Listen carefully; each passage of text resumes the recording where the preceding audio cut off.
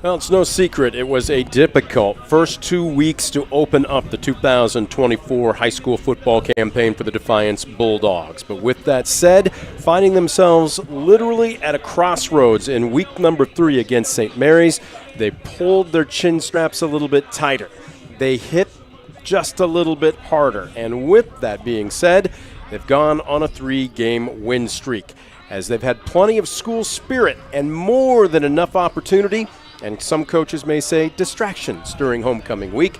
The Bulldogs leading up to Friday night, and as we all know, the dance is far more enjoyable if you win the football game on a Friday night, as the Bulldogs will be welcoming the Kenton Wildcats. The Wildcats with just 1 win underneath their belt so far to this season, but don't let that fool you. They have a high-octane offense. They are led by a senior quarterback who's going to be playing at the next level, and this one promises to be a good one, whether or not. Welcome aboard, everybody. The Estill Chevrolet Cadillac pregame show is underway. Brent Balbinot alongside Scoop Miller. Scoop, we're going to break this one down a million ways from Sunday, but first things first, let's talk about it because it's more than just the elephant in the room. The remnants of the hurricane are working their way across much of the country and especially the Midwest. We are anticipating the fringe elements of it, certainly nothing near as bad as what they got hit down in Florida and the East Coast over the last 24 hours. But we are expecting winds anywhere from 25 to 35 miles an hour. The rain has already begun. It is supposed to be moderate, so I don't know if that means light or heavy, which end of that spectrum it falls on. But tonight, the only thing that we've got that wouldn't say November are 70-degree temperatures. As the Bulldogs and the Wildcats get set to do battle here this evening, weather is expected to play a factor. Well, it certainly will. You know, you and I have been watching the warm-ups here, and some of those punts we've seen go 15, 20 yards with maybe 10 yards height on it, you know, so it's been tough depending on which way you're going to go.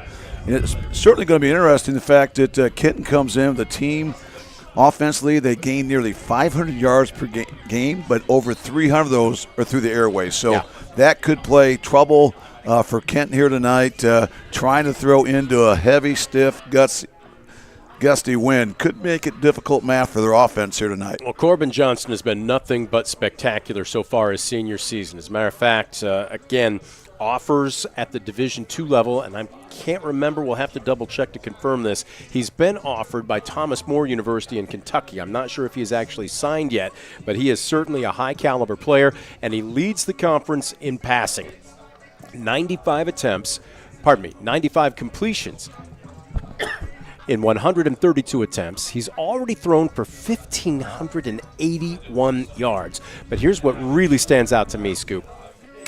316 yards per game, 12 touchdowns to just 3 interceptions. He's not just putting up Game Boy type numbers, but he's making great decisions. Well, he really is. You know, he's had some phenomenal numbers, as you alluded to, and I like the fact his quarterback rating is like 198, just off the charts. You know, he's a guy that can throw the deep ball, but he's very accurate on the short ball as well. He's also a guy that has the ability to beat you with his legs. So he's going to be a tough task for this Defiance defense, who's had some issues at time on the defensive side of the football. He's also the team's leading rusher with 88 on average per game. He's rushed for over 400 yards so far this season. On the flip side, not to say that they don't have quality athletes surrounding Corbin Johnson, but probably I think it's a fair assessment to say more balance on the Defiance sidelines. And let's not forget, 0-2 to start the season, but 6'2", 180-pound senior quarterback Brez Ziffel was not on the field in either of those 2 games. I don't think it's any coincidence when he returned, the winning streak started. Well, I think there's certainly a correlation there, you know, the fact that he's kind of that X factor. You know, he's that calming presence out there, that senior leader that's been through some battles all across the board. He's a multi-sport athlete, and he's a guy that I think is starting to really settle in here after missing the opening 2 weeks of the season. Had a chance to stop out here. As we mentioned, it is homecoming week, which means something going on, not only every minute that you walk in and start the school in the morning, but immediately following practice. It was, let's just say, a chore to get 30 minutes carved out in the middle of the day to try and get our pregame interviews in. But Coach Cooper is nothing but class. We basically said, I can meet you here. I'll sneak out of a prep period, and I said, fine, can you bring Brady Borton with you? He said, yes. We've got basically 27 minutes that we can get it done. I said, no problem, as long as you both talk in complete sentences and give us more than one-word answers. So Brady Borton is going to be our player profile. This is a young man who was maybe an anonymous voice in the chorus last season. This year, he has almost matched his season totals from 2023. 12 hauls for 200 yards, 4 touchdowns. He's averaging 40 yards per game. He will be our player profile. But we're going to take a quick timeout. Our Estill Chevrolet Cadillac pregame show continues right after this with Coach Cooper. We want to let you know, Estill Chevrolet Cadillac, located on North Clinton Street in Defiance, earning your trust, one satisfied customer at a time. Check out their selection on the lot in person or visit them online at drivebobestill.com. We're back with our pregame interview with Coach Cooper right after this. You're watching DCTV Sports. Estill Chevrolet Cadillac is this area's new and used car headquarters, earning your trust one satisfied customer at a time. Estill Chevrolet Cadillac, North Clinton Street in Defiance, and online at drivebobestill.com.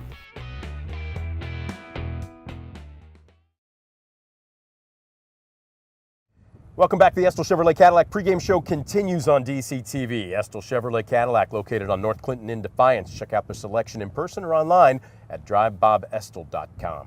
Coach Cooper joins us, taking time from a busy homecoming week. Tons of festivities going on starting from Monday all the way up through the end of the weekend.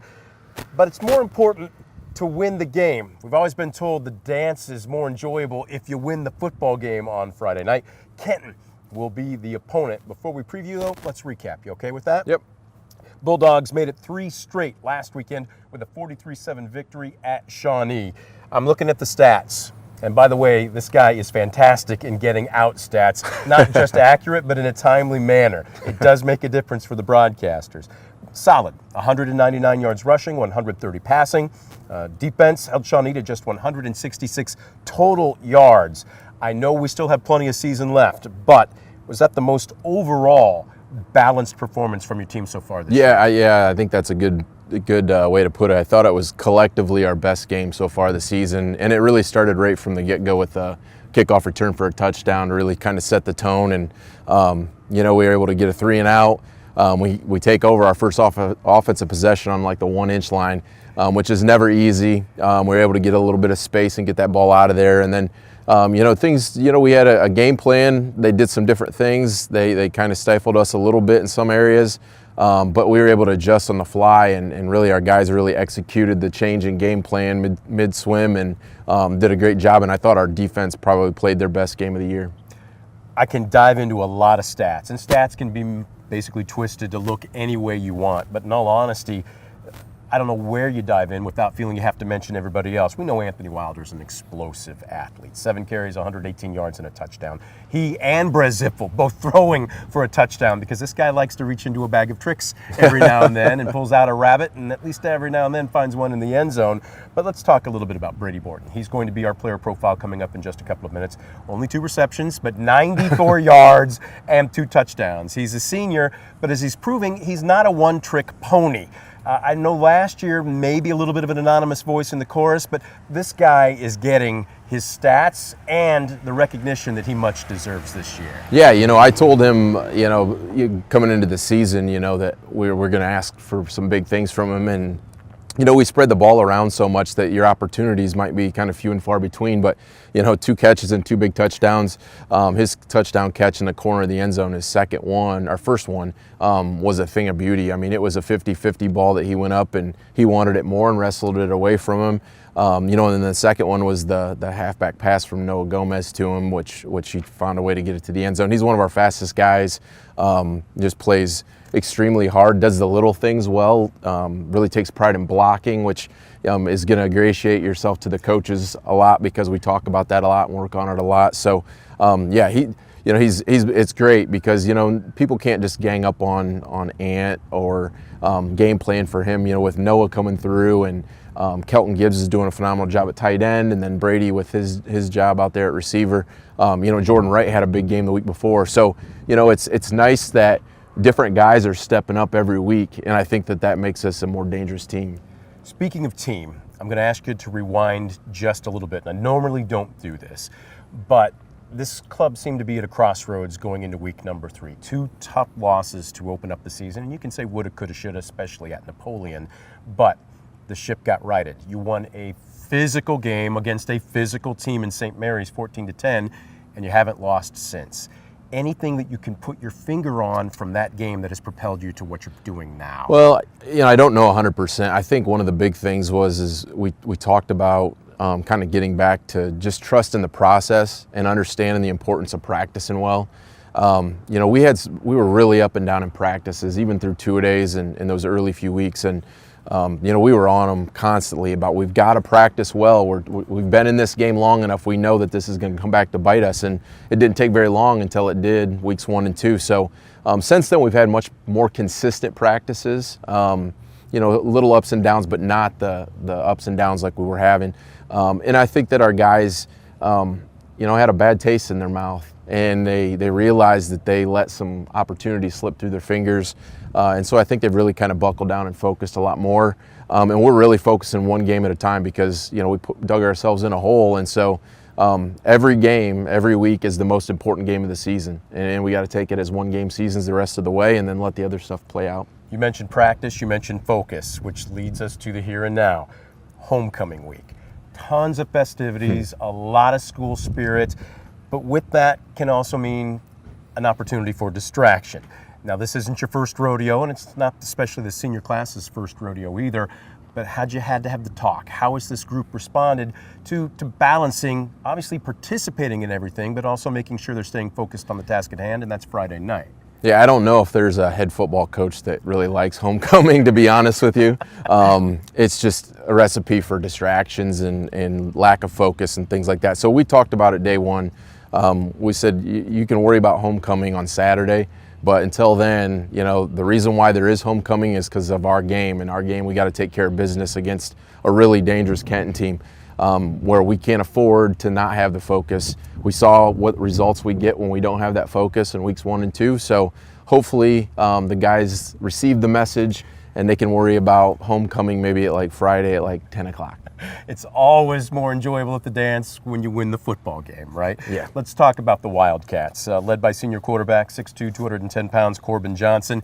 He's going to be playing at the next level. He leads the team in rushing at 88 yards per game. He leads the conference in passing, just under 1,600 so far, and we're barely halfway through the season.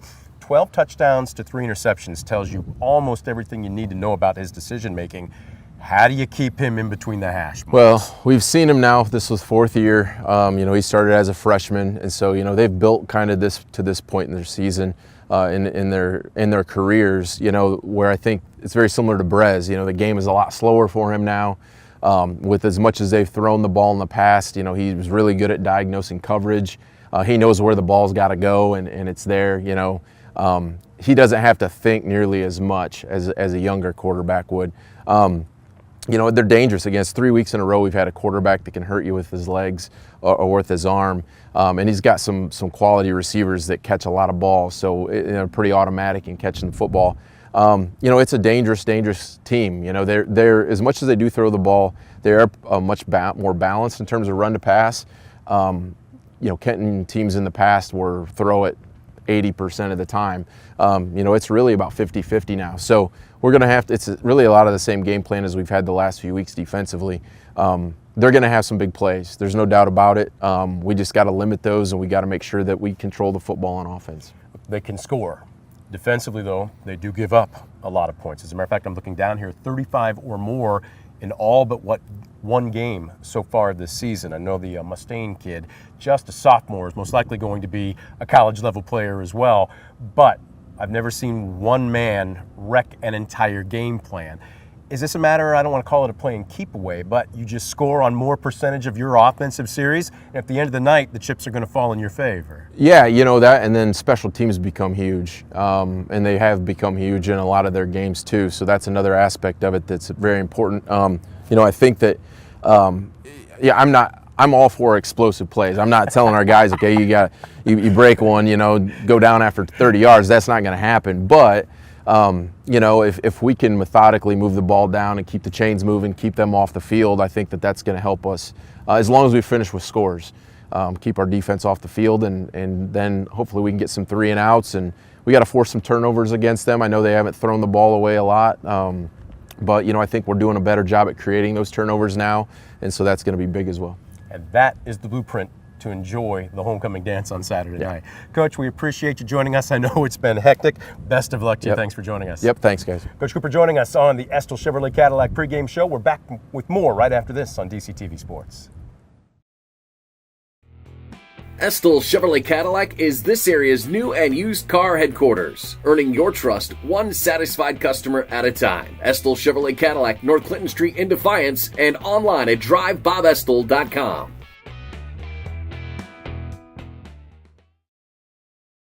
Welcome back. The Estill Chevrolet Cadillac pregame show continues on DCTV Sports. It's time now for our player profile. Homecoming week gives you plenty of opportunity to show your school spirit, but the focus is Friday night, making sure you win the game. That's when the dance is the most enjoyable. Our player profile hopes to be doing that as well. He is a 6 foot, 185-pound senior. Brady Borton joining us right now. Now, you and I were talking a little bit before we started this interview. You're listed in the program at 6 foot, $185. Is the program accurate? I'm not too sure. Earlier in the year, I told Coach Cooper I was weighing around 175, so I think it might have got messed up. Coach Cooper must have said he had a really good weight room schedule in the summer. All of that extra 10 pounds, just rock solid muscle, right? Yes, sir. Let's go ahead and take a look at his stats from a weekend ago, and he was nothing short of spectacular. 2 catches for 94 yards and a couple of touchdowns. On the season, 12 hauls for 200 yards and 4 touchdowns. Now compare that, where you're at right now this season, roughly halfway through it, to last season. 25 catches, which was good for number 2 on the roster. 276 yards, that's good for number 2. And 2 touchdowns, good for number 3 on the team. So let me ask you, is it just a matter of being a senior, or what did the coaching staff tell you they wanted your role to be coming into your final season? Well, I know a lot of teams are going to be focusing on Anthony Wilder as he's our most explosive player. So I would just do my job, get my blocks down, and if the ball's thrown to me, make an opportunity. I know Coach Rock, he always says we're going to get limited opportunities. So whenever the ball's thrown to us, we have to capitalize on that and get yards after catch. Well, speaking of capitalizing, let's rewind to last year. What were some of the things you were working on, improving your skill set coming into this year? I really just worked on getting stronger and getting faster because the WBL, they have a lot of big kids and they're all pretty fast. So I just had to really work on that. Let's talk a little bit about where this team is right now. I asked Coach this, but I'll ask you the same thing. You started 0-2, 2 tough losses, then a big win against a physical St. Mary's team. What's been the difference since then to now? Coach has really hammered on effort, and you can see a lot of clips in film that we weren't given our all going into the Walpock and Napoleon game, so I think that's what really changed from there to now. Well, it's led to an undefeated season from the second part of it. I know quite often they talk about breaking up the seasons into the non-conference, the conference, and then the postseason. But there's also an extra week called a homecoming season, and that's where you're at right now. A lot of school spirit here at Defiance, a lot of opportunities to get involved in things, but Coach can also be the first to admit they can be distractions a little bit. Mm-hmm. Look, you want to go out in style your senior year. You want to participate in everything. But what's the balance? How do you balance all of the extracurriculars and football at the same time? Well, we got to know what our goal is. And one of our biggest goals is to win the WBL and get a home playoff game. So when we keep those goals in mind, I think that everybody knows that we got to stay away from all that stuff and just stay focused. So allow yourself some fun, but not go overboard. Yes, sir. There you go. Yes, sir. Love that. With that said, Kenton is going to be the opponent. You've had a chance to break them down. As of the time we're doing this interview, it's at the tail end of the week. What do you see on film? What type of team is going to be taking the field against you? They're a lot better than what their record says. They have a very explosive offense. They have some pretty hard hitters on defense, and their corners are solid, so it should be a pretty good game. You're a multi-sport athlete. And we've called you, obviously, in the fall and in the spring, but for those that maybe are unfamiliar with you, how many sports do you play? I play baseball and football. I won't ask you which one's your favorite. My guess is whichever one's in season. Correct. See, Yep. he knows how to give a diplomatic answer. You're also a student athlete. Clearly, you have to stay eligible. Nobody wants a dumb jock. If you're not eligible, you're not able to play. Exactly. What's your GPA? 4.0. 4.0. So am I talking to the class valedictorian right now? No, I ranked 18 in my class. 18? All right, I won't ask that. Do you go on a 5.0 scale then here at Defiance? I think they go on 4.3. Okay. 4.3 scale. Just the same. 4.0 sounds pretty good in anybody's book. Do you have a favorite subject? I enjoy science, actually. Any particular part of science? Biology, Okay. and then anatomy. Biology and anatomy. Wow. So a little bit of everything. Yeah. From the time that you have to get up, get your studies taken care of, from the time you hit the bed after obviously a tough week's worth of practice, talk a little bit about your time management. What's a typical day like for you? Time management's actually really important to me. A typical day is I usually wake up around 7, get a good breakfast in because that's super important. Get showered and everything, get to school, and then really focus hard at school, getting really good grades. That's very important to me. Then come to practice, bust my butt at practice, go as hard as I can, and then in the evening times, do my homework. I've been studying for my ACT scores, so I've been doing some extra prep going on with that, and then eating a really good dinner.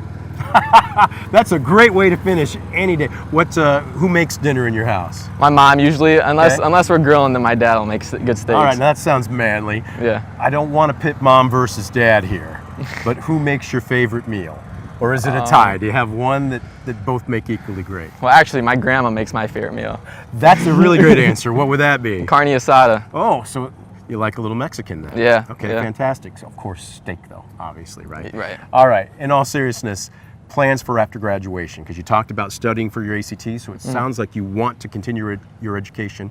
Plans for after grad, have you made a decision yet? I really want to attend the United States Air Force Academy.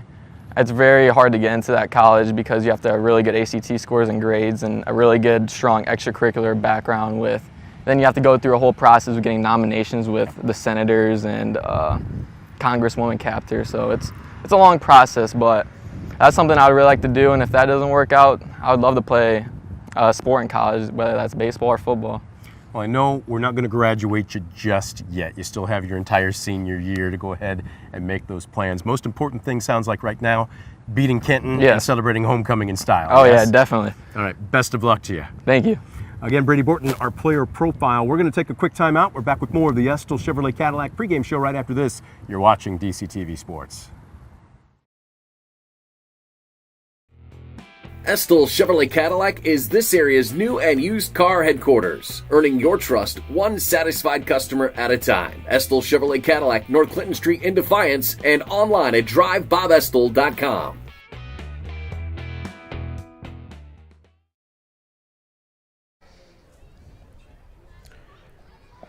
Welcome you back to Fred Brown Stadium as the Estill Chevrolet Cadillac pregame show continues. Estill Chevrolet Cadillac, located on North Clinton Street in Defiance, earning your trust one satisfied customer at a time. Visit them in person on lot or check them out online at drivebobestill.com. Brent Balbinot alongside Scoop Miller. There you take a look at the current weather conditions right now. It is warm. It feels more like spring. However, those winds at 20 to 25 miles an hour, it's been gustier than that over the course of this afternoon, I can tell you. As a matter of fact, Coach Ridenour was coming up the steps to the press box earlier this afternoon. I said, Coach, how's that 20-mile-an-hour wind feel? He goes, more like 35 to 40 miles an hour. And I'm thinking he's right. We have seen gustier winds so far, and I'm expecting them to stay gustier throughout the course of this evening. Again, precipitation, well, we'll wait and see. There is a near 100% chance right about kickoff, so we'll wait and see. Right now, time for your keys to the game, brought to you by Northwest State Community College. Northwest State Community College, your key to great career opportunities begins with a great education at Northwest State. Visit northweststate.edu or give them a call today at 419 267-1320 today. Scoop, what do you have for both squads here this evening? Well, for the visitors from Kenton, it's going to start with pass protection. No secret, Kenton loves to go upstairs with their aerial attack that comes in, averaging way over 300 yards per contest throwing the football. They're going to have to do a good job of trying to give Corbin Johnson time to throw and check off receivers. I think the second key tonight for Kenton, they need to get off the field on third down. This is the Kenton team that comes in giving up over 30 points a game on defense. This is something that hurt the Wildcats last year as well. So they have to find a way to maximize those third down opportunities, come up with that big play, and get that defense off the field. I think the third key is they have to tackle in space. And again, when you're giving up 30-plus points a game, you're not getting it done as far as defensive tackling. So they're going to have to do a good job of wrapping up, try to limit those yak yards where they can limit this Defiance offense, who comes in very productive, as the offense has scored nearly 30 points a game for Defiance this season. Those are the keys for the Wildcats. How about for the host Bulldogs? Well, for Defiance, I think it's going to start with winning the trenches. Let's face it, most football games are won in the trenches. I think tonight's going to be no different. So it's going to be important for Defiance to get off the ball, really on both sides of the ball here today. So they're going to do a good job there. In the trenches. The second key for the Bulldogs tonight, they got to eliminate the big play on defense. This is a Kenton team that can hurt you with the long ball. It's a Kenton team that's got some playmakers at the skilled spots. They're going to do a good job of just not giving up that big play. They can bend a little bit, but don't break. And then the third key tonight for Defiance, they have to win the turnover chain. Defiance comes in -1 in turnover margin on the year. I think that ranks about 7th in the WBL. Meanwhile, Kenton comes in on the plus side, so I think that's going to be a big key tonight. Weather may play into that, but Defiance can execute in those three areas. They can get that win streak up to 4 consecutive games here tonight. Those are your keys to the game, brought to you by Northwest State Community College. Your key to a great career opportunity begins with a great education at Northwest State. Visit northweststate.edu or give them a call at 419-267-1320 today. It's right there. You see the Logo D and the Defiance Marching Band, and they are one to be proud of. On Wisconsin, on Defiance. Trying to warm up the crowd. It's soggy here this evening, as we touched on. Winds are going to be very gusty. Right now out of the north to the northwest, 20 to 25 miles an hour, although we expect them to be much stronger than that. And the rain expected to come down. It's right now very light. I'd call it a sprinkle if you want to, but it is expected to get heavier as the evening wears along. As we mentioned, it is homecoming week here. We anticipate bringing you some more of the festivities here. As a matter of fact, coming up in a matter of minutes, they're going to be crowning the king and queen. Now, we're not going to be able to give you the entire royalty cabinet or roster, if you will, but the seniors, the 3 king candidates, are Dylan Johnson, Julian Mata, and Noah Gomez. And the queen candidates, Kendall Nolan, Greta O'Connor, and Lily Whiteford. It is now my pleasure to present the 2024 Homecoming Court as elected by the student body. This year's freshman attendant is Peyton Dobbins, daughter of Emily and Michael Dobbins. The court being announced. Cross-country, track, and dance. Peyton is escorted by Santiago Uribe, son of Christina and Timothy Uribe. Santiago participates in baseball. This year's sophomore attendant is Caroline Ross, daughter of Leslie and Luke Ross. Caroline participates in cheer, yearbook. Scoop, again, I know this is a situation where if you are a youngster, you want to participate. There's so much school spirit. Some schools just simply don't have the student body size. Some just don't have the effort, for lack of a better term. But not here at Defiance. But at the same time, there is that fine line. We heard it from Coach Cooper. We talked with Brady Borton about it. Yeah, especially as a senior, you want your last go-around to be something special. You want to participate in everything. But there's always that fine line. Okay, now I got to balance practice and make sure that I am ready to come to play come Friday night when it's time to tee it up. Well, as a coach, that's something you always worry about. You know, this is such a fun week for the kids, not just for the players, but for the whole student body, as you mentioned, Brent. Things going on really from sun up to sundown every day of the week. So you love to see kids get involved, get a part of that excitement, but you also have to get locked in when it comes kickoff time, 7 o'clock Friday night. And I'm sure Coach Cooper's maybe thinking the same thing. But again, just great to see all the festivities this week and all the school pride we see here at Defiance. And we see that in every season of the year, and certainly no different here this week as a part of this homecoming festivals that we've seen throughout the week. Greta O'Connor there, being escorted by Julian Mata. After high school, Greta plans to attend college and major in biology. Greta is escorted by Julian Mata, son of Phil Monterreda and Sergio Mata. After high school, Julian plans to join a branch of the military.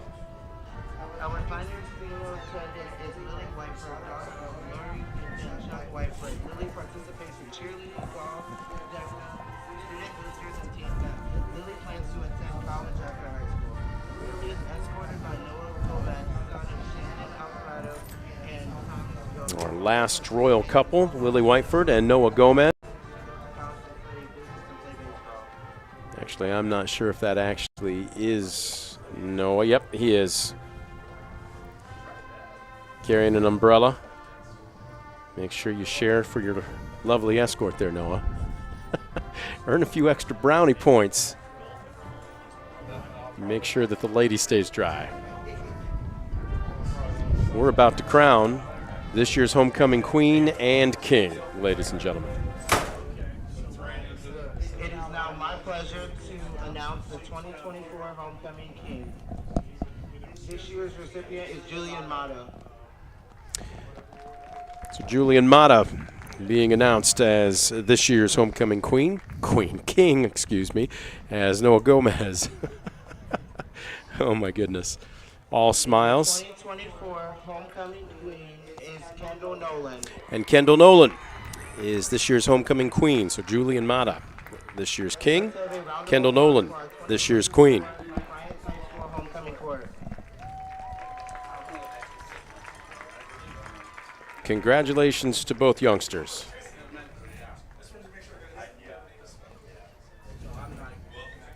I'm not sure if our Josh Bush is on the track or somewhere within close proximity that he might be able to get an interview with the royalty this year.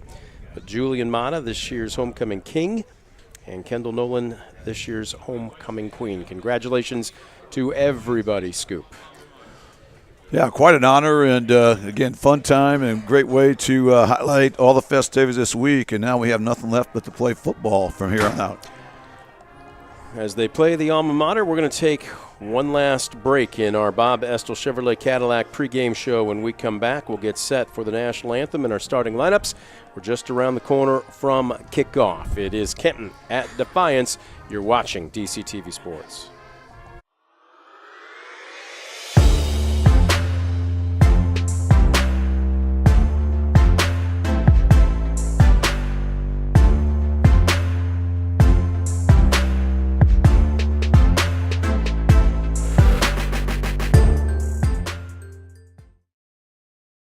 Stanball Jewelers is your trusted source for diamonds, fine jewelry, watches, and gifts. Whether you're looking for a dazzling engagement ring, a timeless anniversary gift, or a present for someone special, Stanball Jewelers has something for every occasion. Visit us today and discover why we've been serving the community since 1948.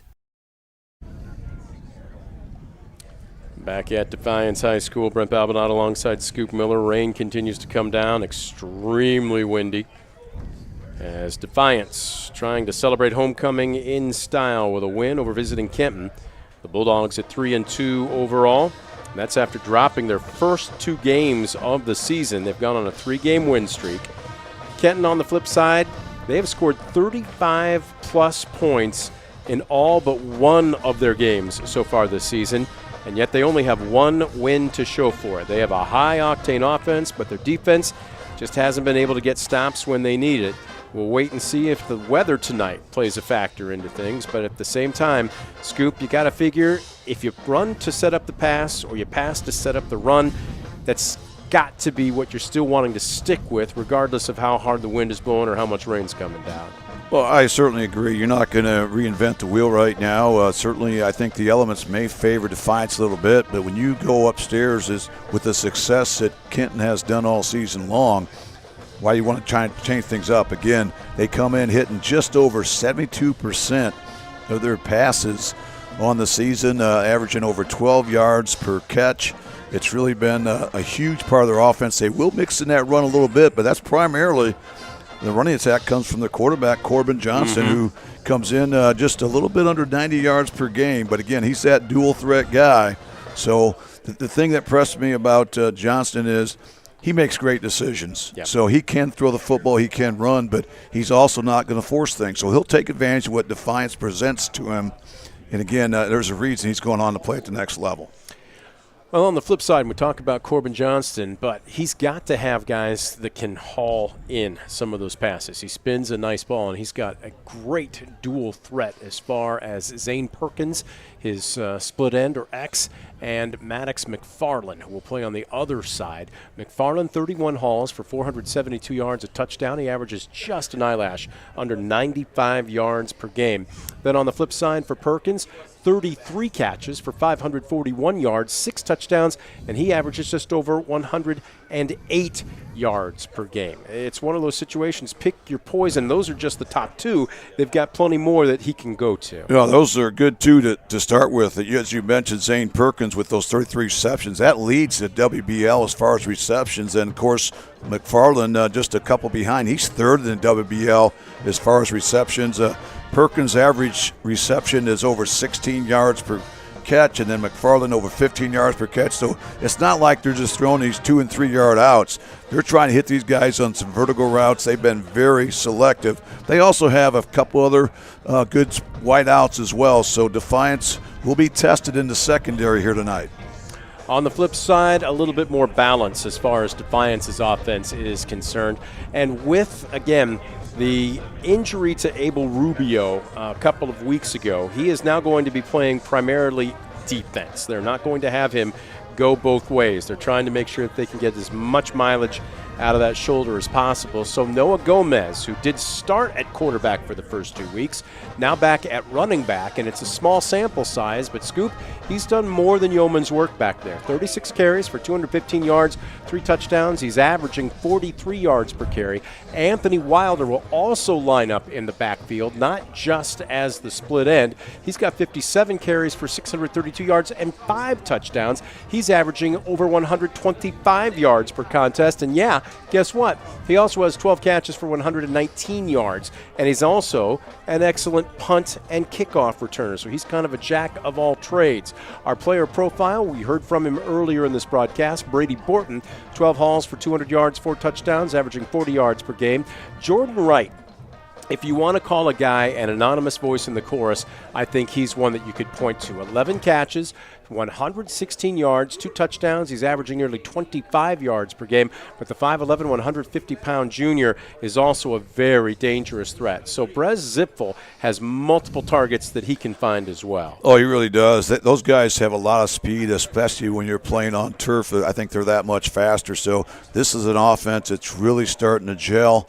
Again, after starting out 0-2, I think they're getting a lot of confidence. And one thing about we should mention about Anthony Wilder, he's averaging over 11 yards per carry right now in the season. I mean, those are video game numbers to say the least. And again, they're going to need maybe some of that tonight because, again, going to be tough conditions, I think, to throw really consistent here tonight. And there you take a look at the host Bulldogs, led by head coach Travis Cooper and company, walking his crew out. They'll get set, put them into a lather. It's homecoming. And let the dogs loose. Here they come. Guess who's leading the charge, too? Number 11, Anthony Wilder. Now, you may see that number out ahead of the crew many times here tonight. Yep. With that blazing speed he has. He's that dual threat guy, can catch the football, can run with the football, kind of that hybrid guy. We'll hear his name mentioned quite a bit here tonight. Still no sign of the Wildcats. They're electing to stay as warm and dry for as long as possible in the locker room. as the colors have worked their way towards the goal line on the south side of the field. It'll be just to the right of your camera shot there as you see the players lining up. We're going to see, as we have been used to, the representatives from both schools, sportsmanship committees, going to greet each other at the 25. There's Brez Zipfel, Anthony Wilder, and there's the junkyard dog just to their left, Abel Rubio. You need to basically have him in a hospital bed to keep him off the field. He's not 100%, and he's most likely not going to be so the rest of the season. It doesn't matter.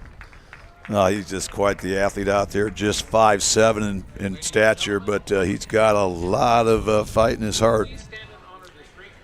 As Kenton now out of their locker room, they will line up at the end of the end zone. There you get a good look at the colors blowing in the breeze as the color guard has stopped at the goal line. We are getting set for the national anthem, brought to you by the Defiance County Veterans Office. Proud to support local veterans and their families to connect them with resources available.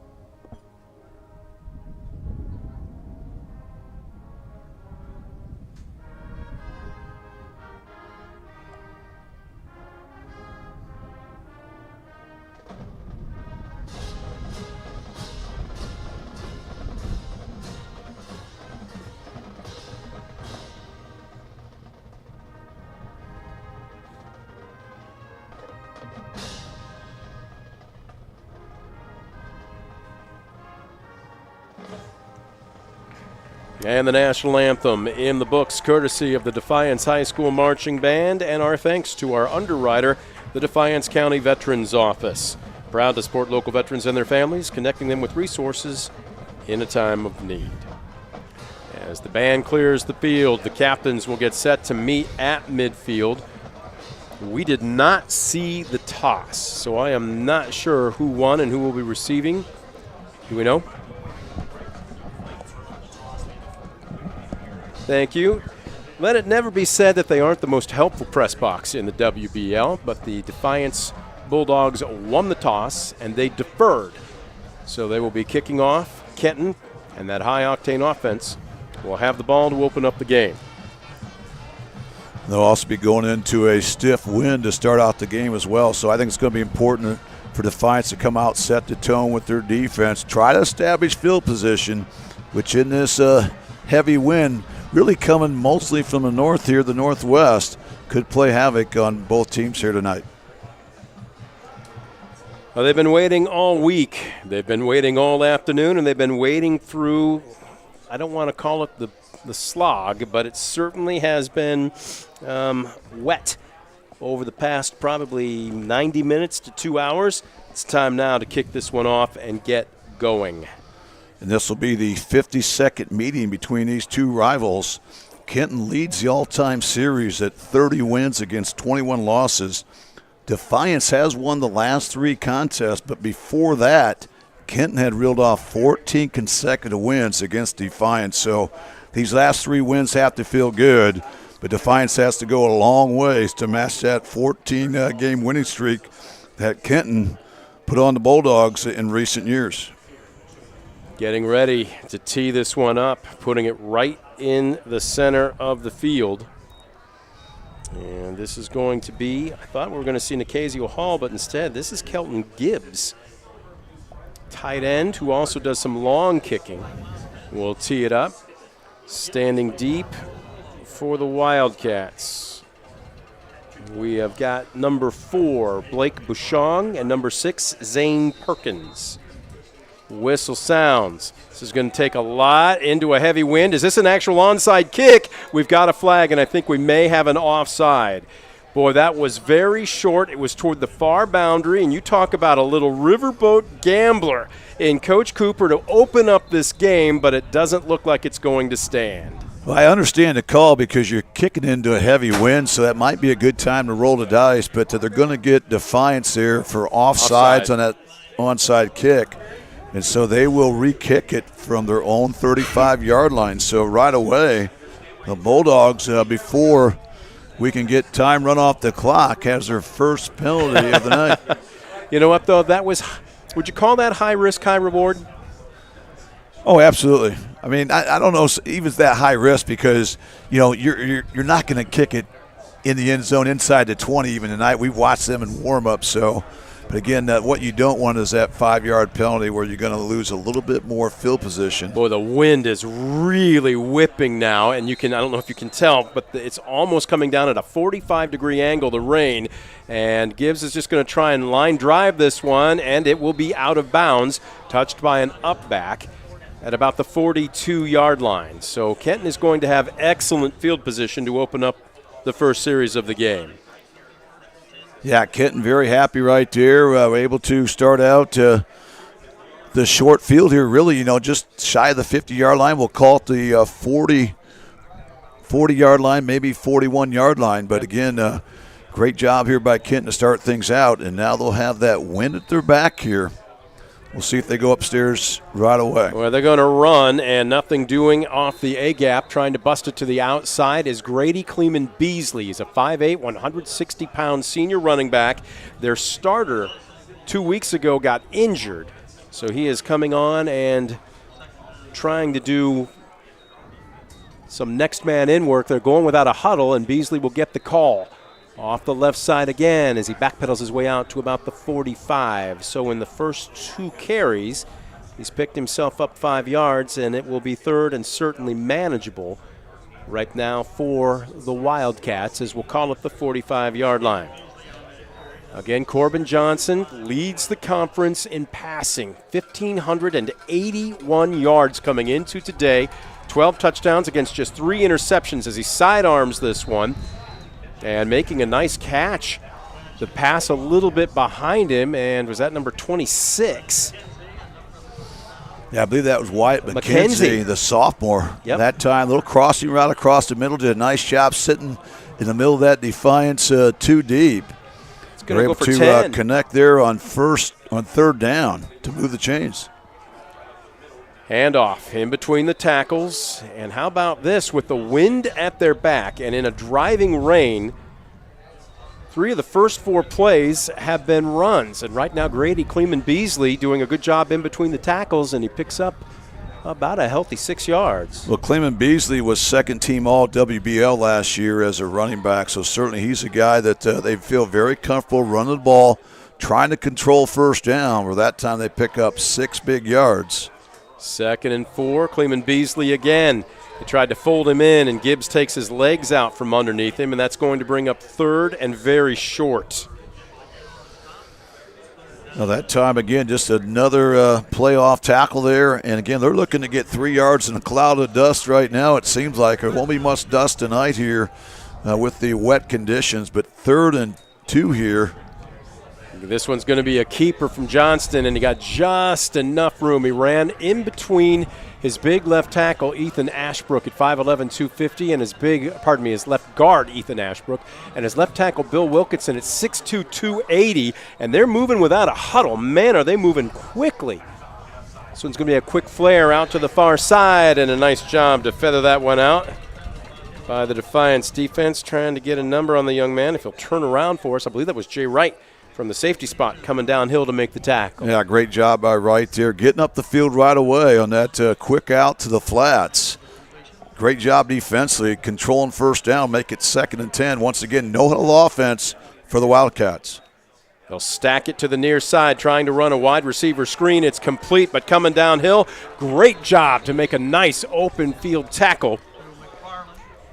That was Noah Gomez that took the legs out from McFarland, and this is going to bring up 3rd down and long. Well, Gomez got a great read off that quick drop, and that time he came up the field in a hurry, allows just 1 yard. So now Kenton trying to convert on their third consecutive third down attempt, but this will be third and long, 9 yards out. Out of the pistol. Johnson with a long throw to the far side. It is caught, spinning out of the tackle of one man, but not a second one. Gomez is there, and comes a trio of blue jerseys as well. All to wrap up and bring down Zane Perkins. He's going to be shy. This is 4-down territory, but it certainly looks like Kenton's going to go for it. Yeah, you could see they weren't really trying to go for the change that time, but they do get half of it. So now 4th and 4 coming up.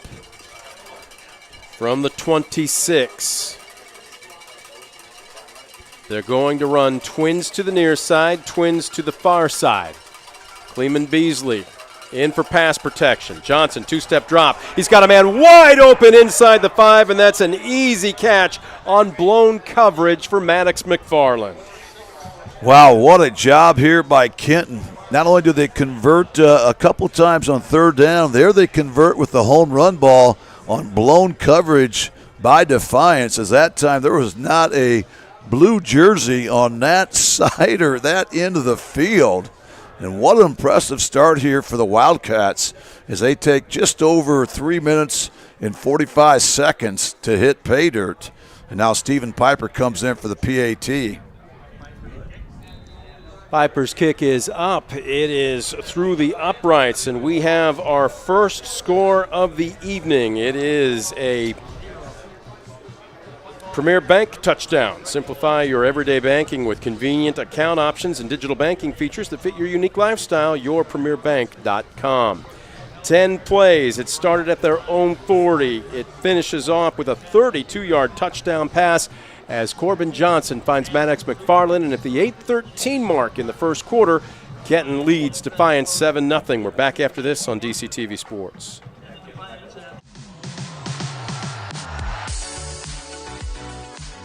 The Strady Center for the Arts. Entertainment on a whole new level.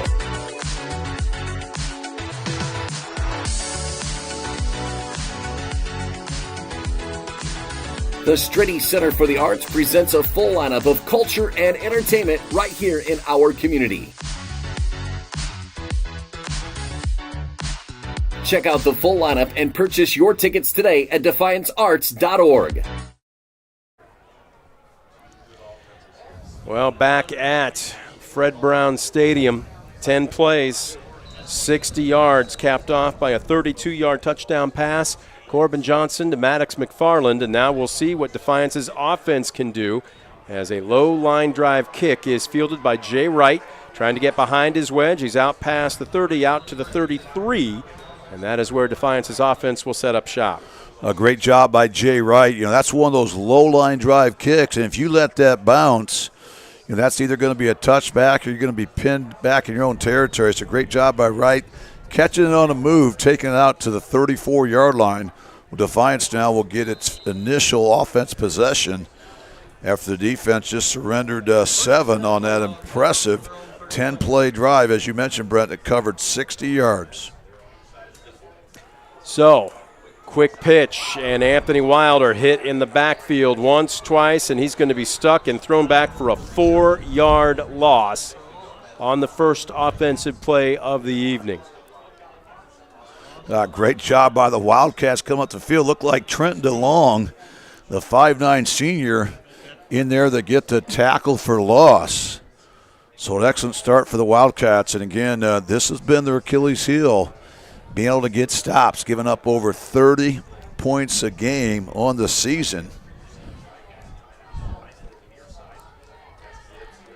So 2nd down and 14. Handoff straight up the gut through the second level and off to the races. Wilder backpedals his way across midfield, and he's down to the 44-yard line. Well, did we mention Wilder's averaging over 11 yards per carry on the season, and that's going to up that average just a little bit there. At that time, he's able to get 20 yards there, right up the gut there. That was one of those quick hitters. He got to that second level in a hurry.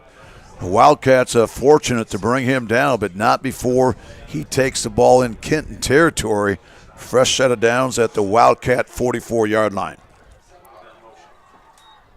1st and 10. Handoff straight up the gut. And Gomez, not much, if anything.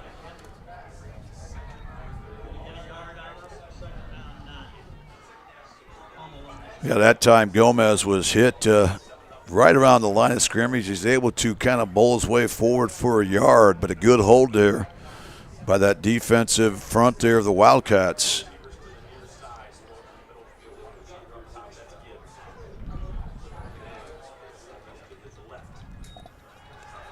Zipfel, wide receiver screen near side, right. Boy, he just got collapsed on quickly, and a nifty piece of footwork to make something out of nothing as he gets inside the 40 down to the 39. That's going to be a pickup of 4, and that could have easily been a loss of 3. Well, that's an incredible play by Jordan Wright, because you're right. They covered that very well. Looked like it was going to be a catch and a tackle for loss, but instead Wright's able to take that ball all the way inside the 40-yard line. So great job there, making this a more manageable 3rd down and 5 here in what probably will be 4 down territory if necessary for Defiance. This will be the 4th play of the drive. They put Wilder in motion. This is going to be a counter, and Gomez has absolutely nowhere to go.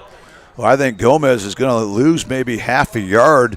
Great surge once again by that defensive front of Kenton.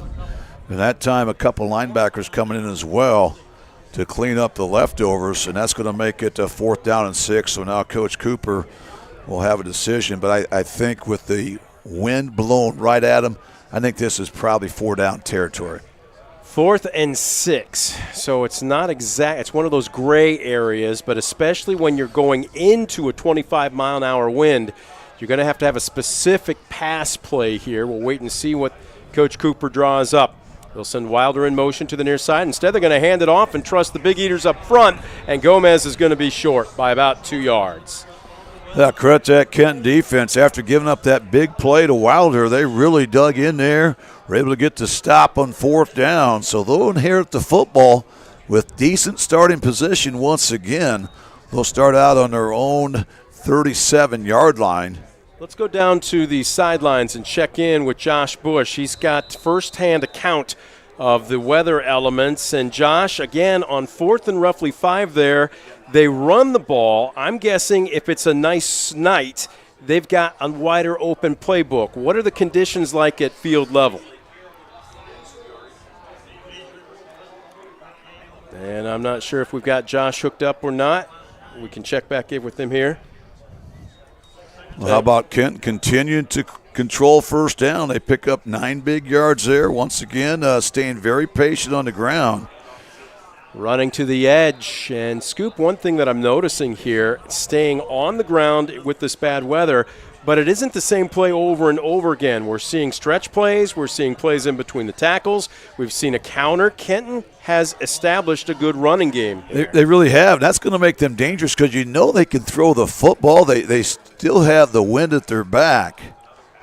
There's a quick wide receiver screen once again. And again, controlling 1st down. Down the near side, and that's going to pick up a healthy chunk. This is going to bring up 3rd and about 5 to go. Again, great job just delivering the football on time, being very accurate. So, again, good job controlling 1st down. Going to bring up 2nd down and 4. Ball right on the 45-yard line, Defiance.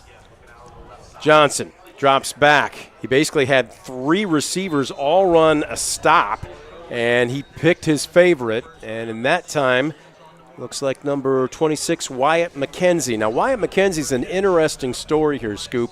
He was a JV starter and a varsity scout team member through the first 2 weeks. Last week he played versus Salina and caught his first varsity touchdown pass. And he looks like he might be a favorite target here this evening as Johnson will tuck it away and run, slides inside the 35. They'll mark him down at the 35 for a pickup of 5.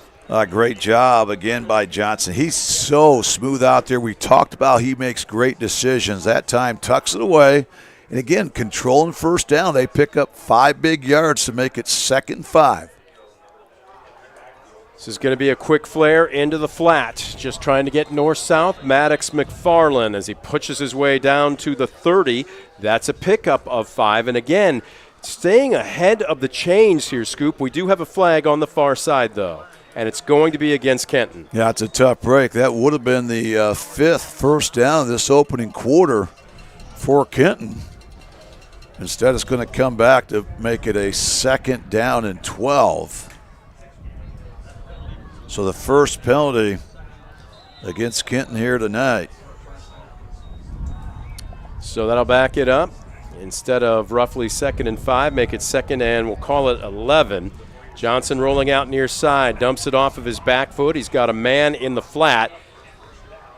And that will pick up about the yardage lost as it's complete to McKenzie again. As he's down to the 35, that will bring up 3rd and roughly 5 again. Once again, great decision by Corbin Johnston, the 6'2 senior quarterback, to not try to do too much. Is able to get 7 yards back there. Again, this is 4-down territory, so they're right where they want to be. 3rd and 5 here. Bulldogs have to find a way here to make a big play on defense. Coming up on 2 minutes left to go in the quarter. The handoff going to Cleeman Beasley. He just simply takes a couple defenders with him inside the 25, down to the 23-yard line. That's going to be a pickup of about 12.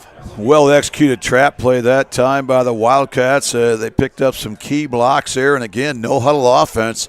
They elect to run the football again. This time Defiance comes in. They're going to hold Kenton to a gain of maybe 2 or 3 yards here on 1st down. But Kenton put a lot of strain in this Defiance defense right now, as they've really controlled the clock here in this opening 10 minutes. 2nd and 7 from the 20, already up 7-0. Kenton knocking on the door again as they are right at the Stambaugh Jewelers red zone.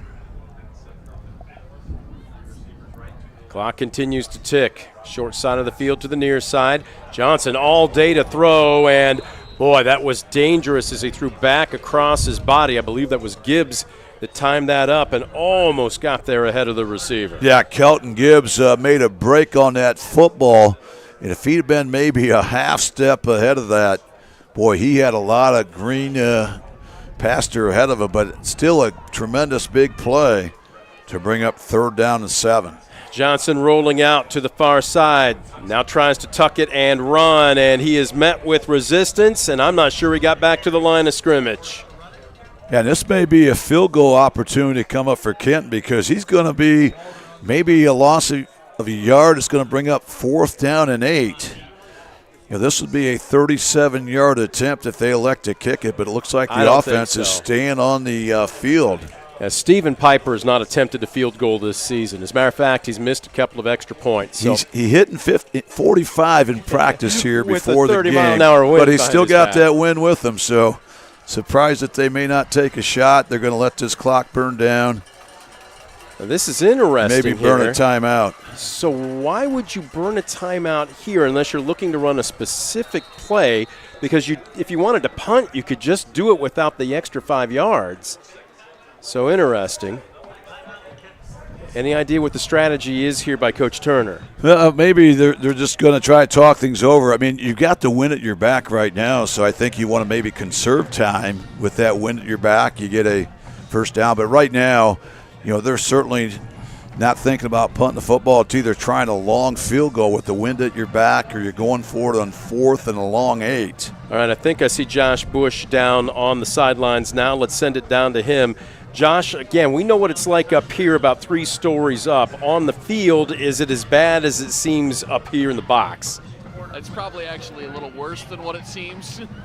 Okay, fair enough. From down here, the wind is blowing right out of that north zone to the south, and it's pushing that wind that has been off and on very, very strong here so far in this 1st quarter. All right, Josh, we appreciate the update. As on 4th and 8 from the 21, a timeout there, and apparently Coach Turner and company wanting to make sure they know exactly what play they want to run, leading 7-0 and looking for more. Johnson straight drop. He's got time. He's going to fire to the far back corner and misses his man.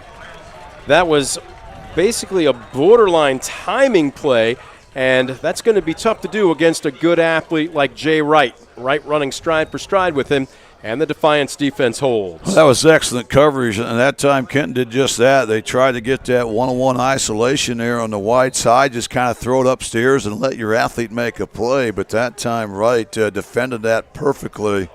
Boy, that's a big stop there as Defiance will take over on their own 20-yard line. With 39 ticks left to go before they'll switch ends of the field and have that 25-plus mile-an-hour wind at their back. Right now, Brez Zipfel with an empty backfield. Fires one to the far boundary. It is caught. I believe that's Brady Borton trying to get a number on the young man. It is, as he kind of squirts his way across the 25 out to the 26. We'll give him the 27-yard line. That'll be a pickup of 6. A great job by Borton there. And again, the offense has to do a good job here just trying to stay on schedule, and that's a great way to do it. Pickup of nearly 7 yards. And they're in no rush to snap this football. They want the wind at their back in the next 6 seconds. They're going to let the final 3 seconds of this first quarter tick off the clock. Kenton. Well, the scoreboard looks like it almost has a short in it. It's been kind of moving slowly here this evening. Everybody was like, wait a minute, 1/10 of a second? Nobody's calling timeout with that left. We finally have come to the end of the first quarter of play. It's a Mark Moats Ford timeout.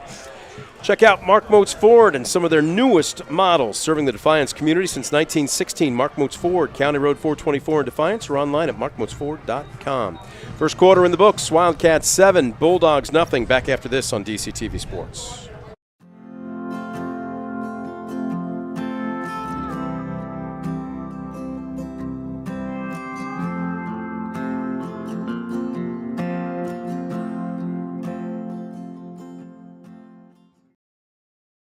For the past 70 years, Midwest Community Federal Credit Union has been your financial partner, helping you achieve your dreams and secure your future. Midwest Community Federal Credit Union, with locations in Defiance, Bryan, and Napoleon. Find out more at midwestcommunity.org.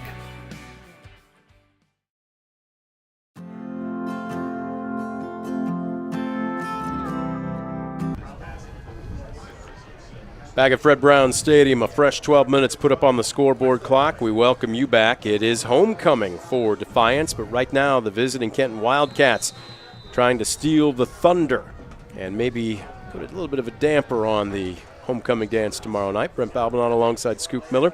As we get set to start quarter number 2, they've switched ends of the field. That 25-plus mile-an-hour wind now at the back of the Defiance offense is on a counter. Wilder trying to get the far corner. Look out if he does. He's off to the races. Out past midfield, and maybe, just maybe, that slick turf actually saving a touchdown. He wanted to cut there, Scoop, and you could tell he just couldn't quite plant the way he wanted to, or he might be in the end zone right now. You love the call, and you certainly love the fact that you run that to the wide side of the field. They ran a nice little counter there, and I think you're right. If he could cut on a dime there, I think he was off to the races.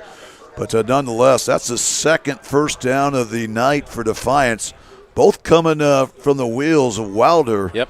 As he takes the ball out to the 50-yard line here. Pickup of 23 yards. Handoff, nothing doing inside. He tries to bounce it to the outside, and he literally backpedals his way across the 45. That'll be a pickup of about 5. Where are you going to spot it, sir? As the rain continues to come down here, heavier and heavier ever since kickoff, and they'll give him a gain of 6. Yeah, that's a nice pickup. Again, Defiance starting to control first down, getting some good yardage there. And not that they're going to abandon what they're going to do, but they've had some success to the outside here recently. And they've had some troubles. Other than that big Wilder run up the middle there, they've had a hard time getting stuff between the tackles. 2nd 4 for the Bulldogs. Gomez and Wilder. This is going to be a little bit of an ISO trying to turn the edge. Gomez feathered out and absolutely nothing doing there. And that was just a great piece of defense by Quinn Refner, the backup defensive back. Yes, it was. We talked about in the keys, one of those keys for the Wildcats, they have to be able to tackle in space, and that's what Refner was able to do right there. And Defiance going to get a nice pickup, going to bring up 3rd down and 1. And you almost feel, Brent, with these field conditions, almost everything maybe is 4-down territory here tonight, certainly when you're in opposition territory. Sure. 3rd and 1. Is this where you trust the big road graders up front to make just enough daylight? Handoff. Gomez cuts back against the grain. Check that's Wilder. Bounces off the first would-be tackler. Second effort gets him inside the 35, down to the 34, and that'll be a pickup of a good 7. That's a great run there by Anthony Wilder. You know, not only does he have that great speed, we've all seen that, but that time did a great job of fouling his blocks. He made a nice cutback once he got across the line of scrimmage. And another first down here for Defiance, who's looked very impressive on this drive here to start things out in the first 2 minutes of the second quarter. Short side of the field is the near side. On 1st and 10 from the 34, they'll send Wilder in motion. They'll cut him back to the far side. Instead, it's a handoff to Gomez off the left side, and he runs into Kelton Gibbs. The tight end was trying to kind of fold in to run what you might call a glorified ISO, and both of them got their feet caught up with each other. Gomez is going to fall forward for a gain of, what do you think here, 1.5 yards? Yeah, if that. So good job there by Kenton up front there. And again, so important. You have to find a way to throw Defiance off schedule. Try to shrink down that playbook. 2nd and 8 coming up here for Defiance. Twins to the far side. Zipfel drops back. Pocket stays clean. He's going to air it out. He's got a man open. And is it intercepted? No, it's knocked away at the last second. Boy, Wilder had slipped in. I think we maybe had blown coverage there because the corner released thinking he had help over the top. He didn't, but the ball hung up just a little too long. Incomplete, almost an interception. Yeah, it was the right play call. They pushed the right button. They had the separation they wanted, but again, that ball was thrown awfully high, and with the wind and the rain, it allowed Kenton to get there just in time to swat it away. So 3rd and 8 coming up for Defiance. Still 4 down territory.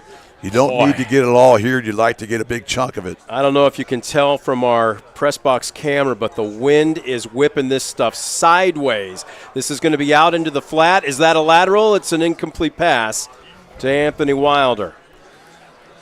And again, that's usually one of the safest plays you can call right there, a high percentage play, but with that wind almost coming down horizontal at times with that rain, nothing's going to be an easy catch here tonight. That one slips through the fingers. So now a 4th down opportunity for this Kenton defense. You can hear that wind over our crowd mic, Scoop, and I don't think it's doing it justice. It's an absolute zephyr right now. Well, it is a heavier rain. I still wouldn't call it monsoon-like, but it is enough that you'll feel it, and everybody's soaked at the end of the first 12 minutes, much less 4 minutes into the second quarter here on 4th and 8. And we have a timeout being called before the snap by Coach Cooper and company. He didn't like what he saw. Well, it's only 7-0, but Scoop, right now you just get the feeling, and maybe it's because Kenton scored number one so easily and so quickly on their first offensive series, and to be honest, drove the ball deep on its second offensive series. I don't want to call this a must-score situation, but if you're Defiance, this is a big snap of the football. Oh, I think it is. I think for both teams, because Kenton certainly on paper, the underdog coming in, just 1-4 on the season, but we also know how explosive that offense is. We've talked about that quite a bit. They come in averaging nearly 500 yards per game, but their defense is where they've really shot themselves in the foot this season. So I think if Kenton can get a stop right here, boy, that'll give them all kinds of momentum. And the thing that's impressed me, Brent, even though they're no-huddle offense, they're still controlling the clock here. They're running the football. You know, they're not just a one-dimensional team here. We thought coming in we'd see a lot of passes. I think with the weather, it's kind of changed that a little bit. And now Defiance, we'll see if they, once again, they do come out in an empty backfield. No, they don't. They're going to go with they're going to go shotgun right here, 4th down and 8. So I think got the whole playbook open here with wet conditions. Borton and Wright wide to the far side. Gibbs now in the slot. Lone receiver to the near side is Wilder. They're going to throw back against the grain to set up the screen. It's wide open. Gomez cuts back against the grain inside the 20. Upended. He loses the football, but it's out of bounds at the 16-yard line. Coach Cooper yet again pulls a rabbit out of his hat. You talk about calling the right play when he needs it. This guy has a ton of tricks up his sleeve, and he just made one good for a first down. Well, you're right. That time Kenton was kind of shifting to the wide side of the field. You mentioned the fact they had a couple good receivers on that far side, but they went with that throwback screen, completely caught the Wildcats off guard. Yep. And now they have a first down in that Stanball Jewelers red zone here, threatening to tie things up. Turn in the corner. Gomez squirts through a tackle. Bounces off another man. He's in. Pay dirt, Bulldogs.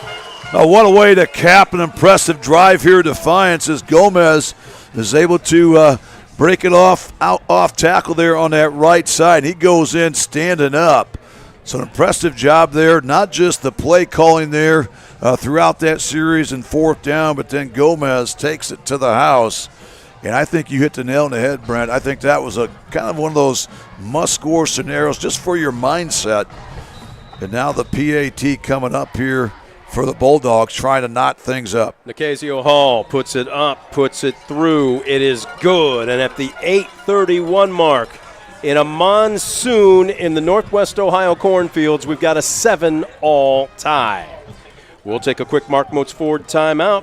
Check out Mark Moats Ford, serving the Defiance community since 1916. Mark Moats Ford, County Road 424, or online at markmoatsford.com. 7-7, back after this on DCTV Sports.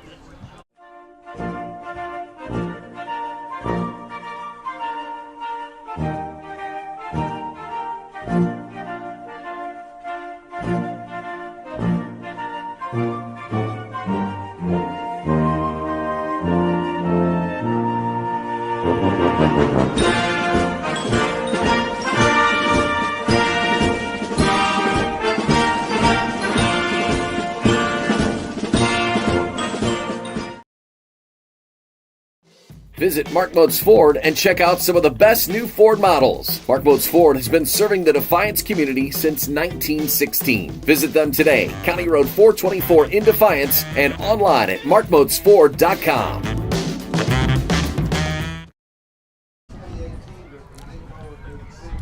Back at Fred Brown Stadium, Kelton Gibbs tees it up. This is going to be a squibber.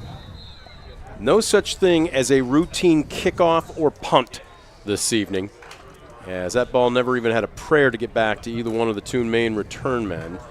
And where are they going to spot this down? I'm beginning to have trouble looking through. I think it's going to be about 28-yard line. I think it's going to be 27. So yeah, 27. He stepped it off a yard deeper. And again, neither team really taking risk as far as trying to make a big return. That time they just tried to snake it with that pigskin being awfully wet out there. What is also wet are the windows, and they're beginning to become difficult to see through, as this is just going to be a quick pitch and toss. That's basically a glorified run, as it's dumped off underneath, trying to get a number on the young man from Kenton to get up. That's actually going to be Grady Kleeman-Beasley, and he's limping off the field. He appears to be a little gimpy. Yeah, Beasley's one of those hybrid backs. You know, he can run the football, he can catch the football. That time he picks up 3 or 4 yards on first down. This one in between the tackles, and not much there. Well, that time Corbin Johnson calls his own number, a designed quarterback keeper. He's able to go right up the gut there, picks up maybe 2 or 3 yards. Still going to be shy. Joey Robinson, the number one leading tackler in the Western Buckeye League, came in with 81 tackles tonight, 6 for a loss, including a couple of sacks. He is in the middle of seemingly everything, and he is there as well. Third play. Johnson again calls his own number, and he's got no fear. He's out, and it looks like second effort maybe will move the chains. It will. He needed 4, and he got 4.5. Oh, great job there by Johnson. Again, no secret, he's their leading rusher on the season. That time tucks it away, knew exactly where the chains were, bowls his way to the first down. Scoop, look at this. All but one man now in the box for Defiance. And just as I say that, they're going to try and run a screen, and that's incomplete as Defiance snuffed it out. And give an A for effort to Kelton Gibbs, who sprinted 10 yards down the field to dive on the ball. You know what? It doesn't hurt. If it's blown dead, then you just hand it to the ref, and they say, nice effort. So that's a hustle play. That's what you want to set the tone with. That's what you want to be known for. This is an awfully important possession for this Defiance defense because you have to establish field position. Kenton going into a very stiff wind here. You want to try to force them to punt the football away. Trips near side, firing on a quick slant, and that is incomplete. It was just a little bit low for Maddox McFarland, but also nice coverage that time. Joey Robinson in there to kind of break that up. So, again, he continues to be in on the action, whether it's in the trenches, out in the flats, in the middle of that field. And a monster third down coming up here for the Wildcats. They need all 10 to move the chains. 6:56 right now showing in the first half. Tie ball game on our Marcos scoreboard. Defiance 7, Kenton 7. Johnson dropping back. He's going to sling this one, and what a feathery touch just past the outstretched arms of the defender. That was Mitchell Taylor, who thought he had at the very least a deflection, if not an interception. Well, he dropped that football exactly where he had to put it, but unfortunately, I don't think they're able to hang on to it, but a good touch there by Johnston. And a break there for that Defiance defense as Kenton now will punt the football away from just inside their own 30-yard line. Piper taking a little bit of time, kicks towards, well, I was going to say towards the boundary, but Lord knows where that wind took it. Everybody getting away. It's poison once it bounces, and it's inside the 40 at about the 38. You know, that's a 25-yard punt with no returns. I think Kenton's going to take that going into the wind. We saw warm-ups where we didn't see most of the punts go that far. And that time, excellent coverage. So Defiance will start out at their own 37-yard line. This will be the best starting position for Defiance of the night. This was their third drive. Remember, they were stuffed, turned it over and downs in their first drive. They were able to hit pay dirt on a second drive. Now trying to take their first lead of the ball game. Breslin Zippel sends a man in motion.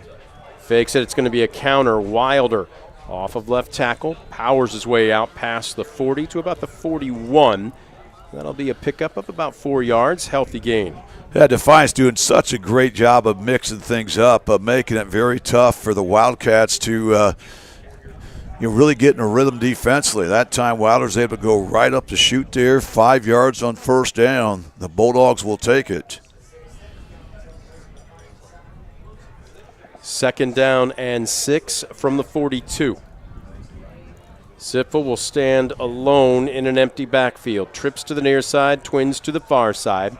He's going to fire to the far side. It is complete. That's right, and it's a foot race down the far sideline, taking anybody and everybody as he trucks a defender as he works his way out of bounds at the 20, where are they going to spot it? Looks like 25-yard line.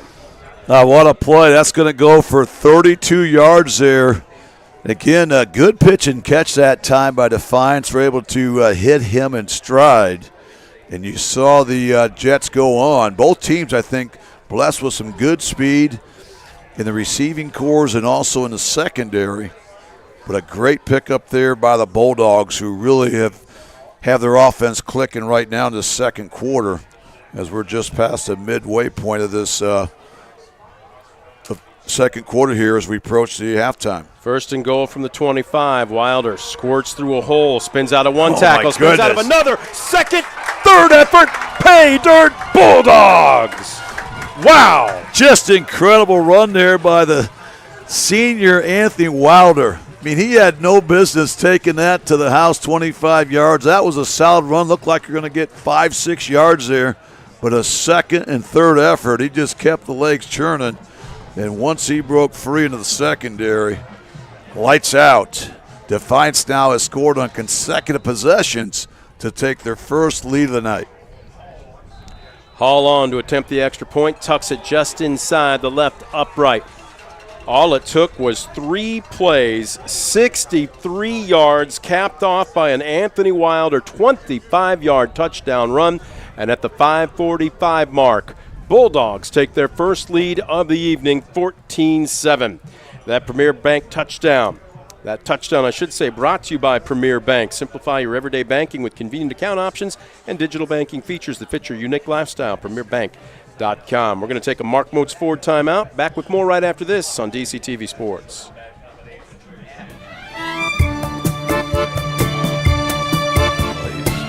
Ryan, are you there? Can you hear me? He's good.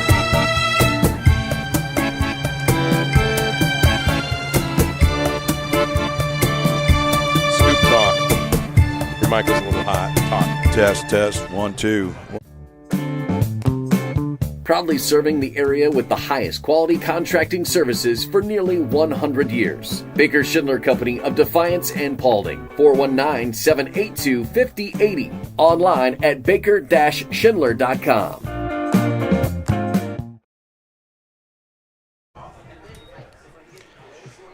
Back at Fred Brown Stadium, Kelton Gibbs will kick off. Again, this is a low squibber, even with the wind at their back, and it's a scrum out at the 35-yard line. Wildcats are on it as they they trail for the first time tonight, as Defiance has scored on back-to-back possessions to take a 14-7 lead. And now that Defiance defense has to pick up for the offense here. The offense, 2 consecutive scores here. You want to try to force the 3 and out. Give the offense another opportunity before the halftime break to get some separation. Not much off the left side. Clock continues to run as we approach 5.5 minutes left to go in the first half. Great job up front. Defiance has made some nice in-game adjustments here to try to slow down that Kenton running attack. I think that caught Defiance off guard there on that initial series where they really were able to move the football on the ground. 10-play, 60-yard drive. Now looking at 2nd and a long 9. 2nd down and 10. Johnson. That's a lateral, and it's a nifty catch on a pass that's about a foot behind him by Cleman Beasley. But when it takes your momentum from going north-south, it makes it more difficult to pick up yardage, and that's exactly what he faced there as he maybe got a yard on the play. Yeah, that was difficult execution just to get maybe a yard, but credit this Defiance team. They're really stacking, 9 guys up near the box. And there's great coverage once again. Great pressure up front by the defensive line and great coverage in the secondary. Defiance defense just does just what the doctor orders, forces a 3 and out. And Kenton now is going to have to punt the football into that stiff wind. Remember, their first punt netted 25 yards. This time they'll be kicking just outside their own 35-yard line. We'll call it the 36.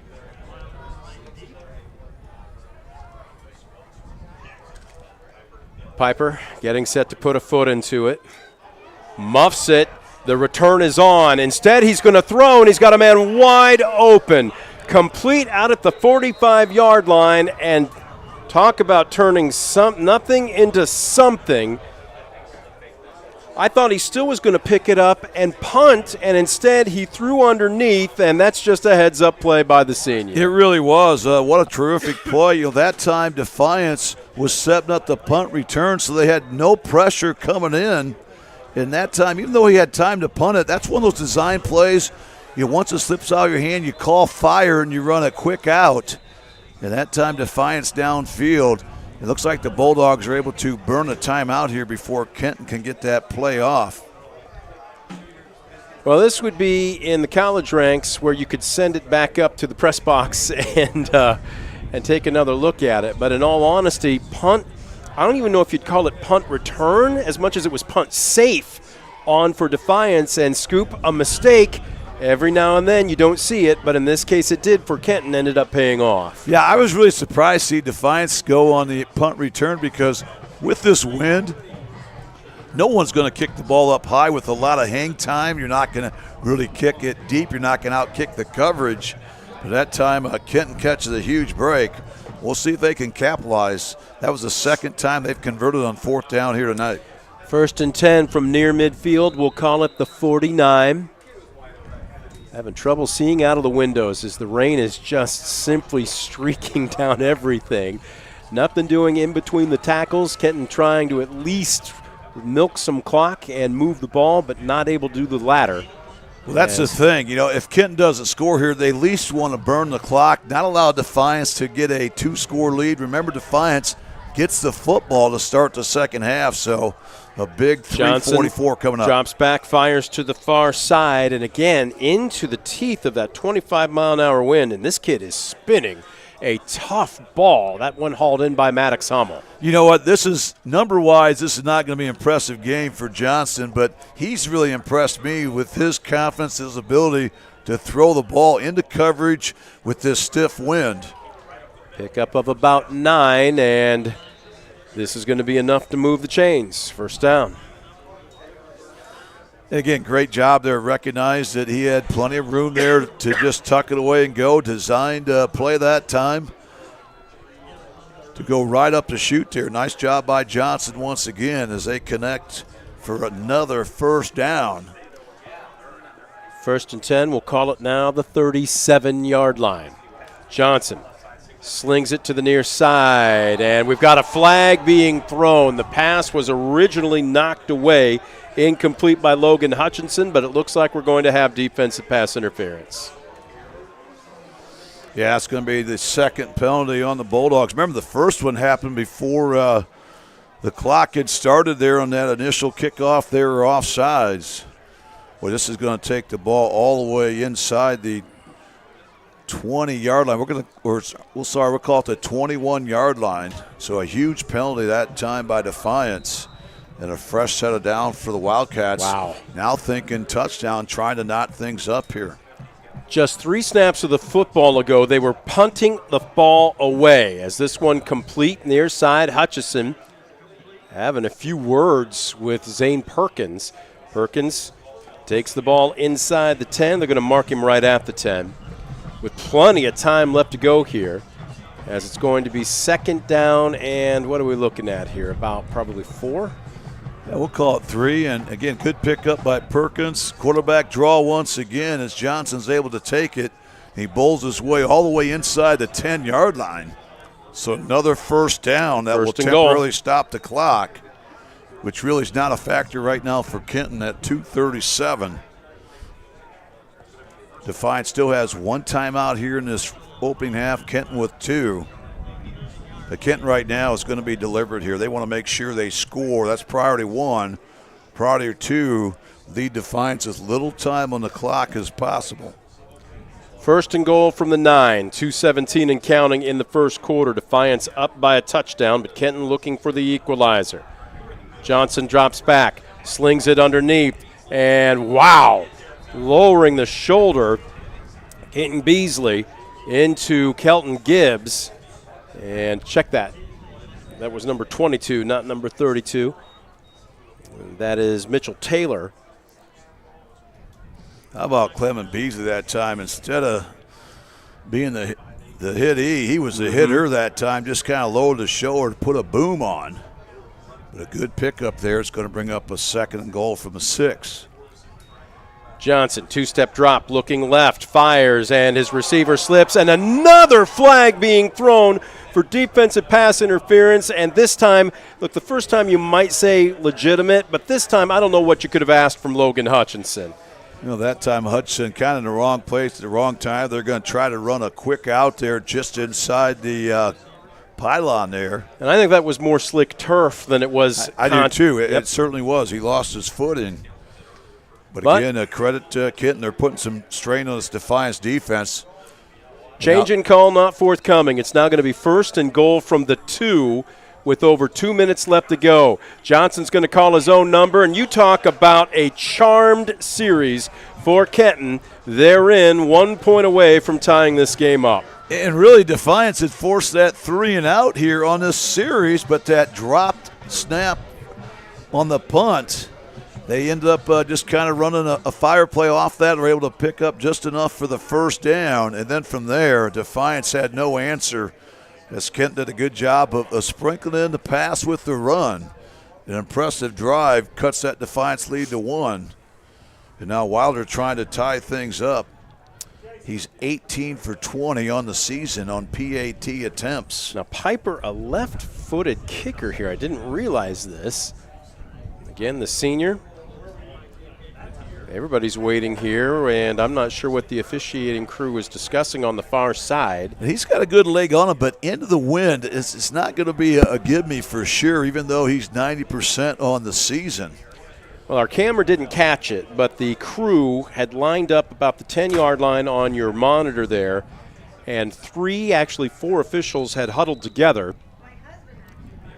And now we are ready for the point after. Snap is down, kick is up, and it is good. And at the 2:01 mark, we're tied at 14. We'll take a Mark Moats Ford timeout. Back with the final 2 minutes and 1 second of the second quarter when we come back on DCTV Sports. Estill Chevrolet Cadillac is this area's new and used car headquarters, earning your trust one satisfied customer at a time. Estill Chevrolet Cadillac, North Clinton Street in Defiance, and online at drivebobestill.com.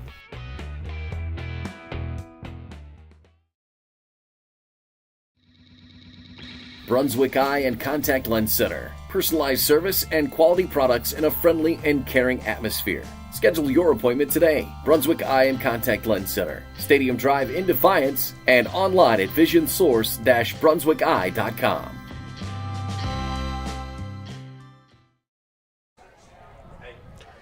Two minutes and 1 second showing up on the scoreboard clock. We welcome you back to Fred Brown Stadium. Brent Balbinot alongside Scoop Miller. Despite the 25 to 30 mile an hour winds, despite the almost horizontal rain, we've had just enough offense to keep this thing interesting as we are tied at 14 all. We'll see how Piper handles this kickoff into that 25 mile an hour wind, and he's got a leg. He puts it up, fielded neatly at the 20, coming down the near sideline. Wilder trying to keep his feet, and he is run out of bounds. Check up, that's Jay Wright. Wright instead of Wilder, but a good return, and with 1 minute and 56 seconds left in the first half. Defiance will see if they can't get something done with that wind at their back. Yeah, certainly you've got enough time here. You've got a couple minutes. You've got a timeout in your hip pocket. You have the wind at your back. So Defiance here would love to get some momentum going into the locker room. And remember, they will get the ball to start the third quarter. So important series here for both these teams. 1st and 10 from their own 34. Kenton stacking the box. They're coming. Ziffel flushed out of the pocket, fires down the near side. He's got his man complete. That's Gibbs across midfield and run out of bounds just shy of the 40-yard line. Great job by Kelton Gibbs. A good-looking route. Great job securing the catch with that wet football. Is able to get a few yards after the catch. About 26 yards roughly on the completion. Remember, Kenton coming in and pass defense. 6 in the WBL. Yeah. They've had some struggles preventing teams from going upstairs. Whistle sounds and the officials. You can see him up in the left corner of your screen there. The line judge and the umpire having a quick conversation. And the Bulldogs were able to get 26 yards in just 9 seconds, so obviously the clock really not a factor right now at $1:48. 1st and 10 from the Wildcat 40. Ziffel, two-step drop, slings it underneath. Borton's got it. He is upended and out of bounds inside the 35. Let's call it the 33, a pickup of 7. Great job by the senior Brady Borton that time, just on a little out route there. Good 2-minute drill right now for Defiance. Getting good chunks of yards, 7 yards on first down there, able to get out of bounds once again. So saves the timeout. This drive's been very impressive. It's only taken 13 seconds to go from your own 34-yard line down to the Kenton 33-yard line.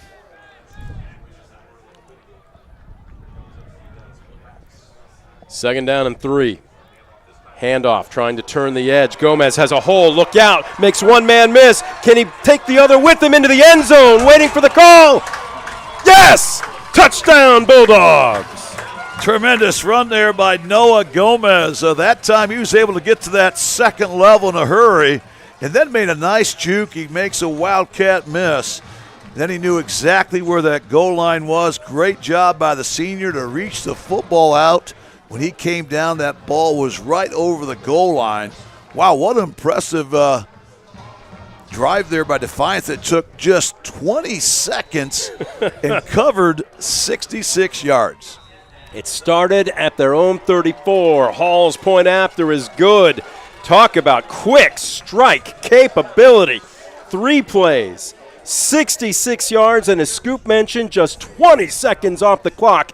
And the hosts back on top, 21-14. We will keep it here. Scoop, you couldn't have ordered a better, and when I say better, I'm not just talking about scoring, but the manner in which Defiance scored. That was a statement getting ready to head into the locker room. What was, they were able to execute that 2-minute drill, did exactly what they wanted to do. Very high IQ drive. You know, they got the first down. They're able to get out of bounds on the next play. And again, they got the ball to their playmakers. They made plays. And again, if there's anything to fault on that drive, maybe they scored too soon.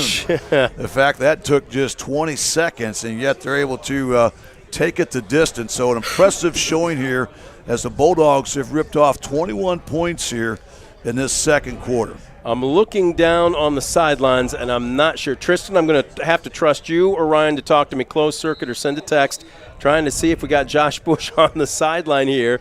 Wanted to get his take, as that play would have come right into his living room.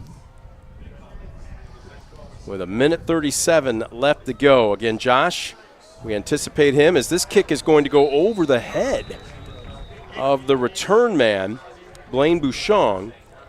And Coach Wilder said he was willing to give an interview going into the locker room. So I'm trying to check and see if we've got Josh Bush on the far sideline or not. The Defiance band is setting up over on that end of things. So we'll count on communication from our crew to let us know. Maybe he just decided to go ahead and tuck it away and went to his favorite local watering hole tonight. What do you think? I'm sure there's a few folks in town that are there already with the elements that we're facing. This one out of bounds on the far side across the 25-yard line. Now for Kenton, this is almost their normal offense, their 2-minute drill. You know, we've seen them go without a huddle all night long. That time Johnson's able to get 5 yards there off the edge on first down. Josh. Okay, all right, no problem. I'll keep an eye out. Josh doing yeoman's work. And look, let's be honest, folks. The weather is not conducive to broadcasts, much less the game. They're a little bit more adaptable than we are. But water and electronic equipment does not mix very well. So Josh getting himself a new set of earbuds as Johnston rolling out near side. Fires. Boy, he took a shot as he let one go. That was a next-level play as Maddox McFarland hauls it in at the 45-yard line, but it's good enough to move the chains for a Kenton first down. Great job again by McFarland. We mentioned how he's the third leading receiver in the WBL, and that time McFarland, the freshman, is able to move the chains once again. Excuse me, Johnson. Dropping back, throws off his back foot. And that was just well played, and a nice job by Zane Perkins to come back to his quarterback there and make the catch and get out of bounds. Yeah, great job by the junior Zane Perkins. That time, little comeback route. Was able to keep his feet in bounds, catch the football. Johnson into the flat again. This is a glorified wide receiver screen, and look out, he's got a man down the seam, makes another man miss, inside the 20, inside the 10. This one's going to go the distance. 47 yards on the touchdown. Trying to get a number on the young man. That's going to be Grady Clement Beasley, I believe. There. I think you're right, but right now he's hiding underneath the Big Eaters. I see number 1, actually, instead of number 12, Scoop. Maddox Hummel, the slot receiver. Well, Hummel's a sophomore. Yep. He's a guy that's got blazing speed, so I'll say it again. Great drive, but did they score too soon? They left a minute 1 here for this Defiance offense, but right now a big PAT coming up for the Wildcats. Kick is up, and it is through off the boot of Stephen Piper. Quick strike capability. And with 1 minute and 1 second left to go, we are tied at 21 all. We'll take a Mark Motes Ford timeout. Back with the final 61 seconds of the first half on DCTV Sports.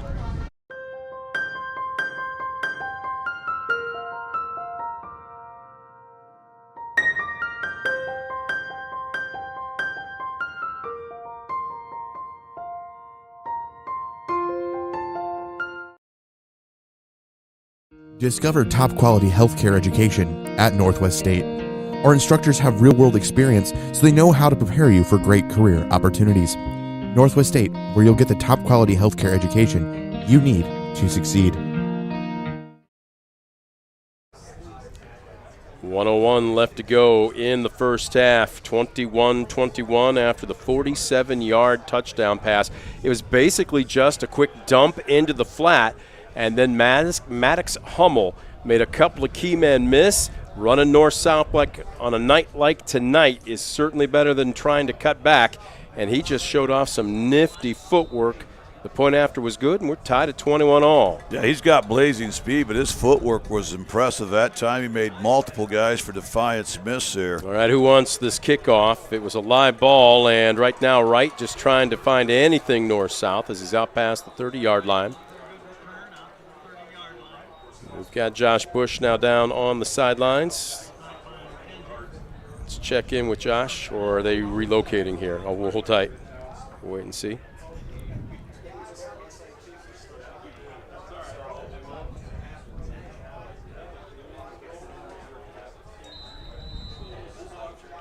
So with 54 and 2/10 seconds left to go, we'll see if Defiance can replicate what they did in just 20 seconds on their last offensive series.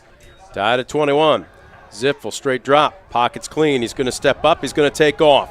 Across the 35 and out of bounds just shy of the 40. Great read by Brez that time to see that the pocket was collapsing. It was going to be a coverage sack. He tucks it away. He's able to pick up 8 yards there in first down. More importantly, he's able to stop the clock. So a good start here for Defiance, trying to execute their second 2-minute drill of this opening half.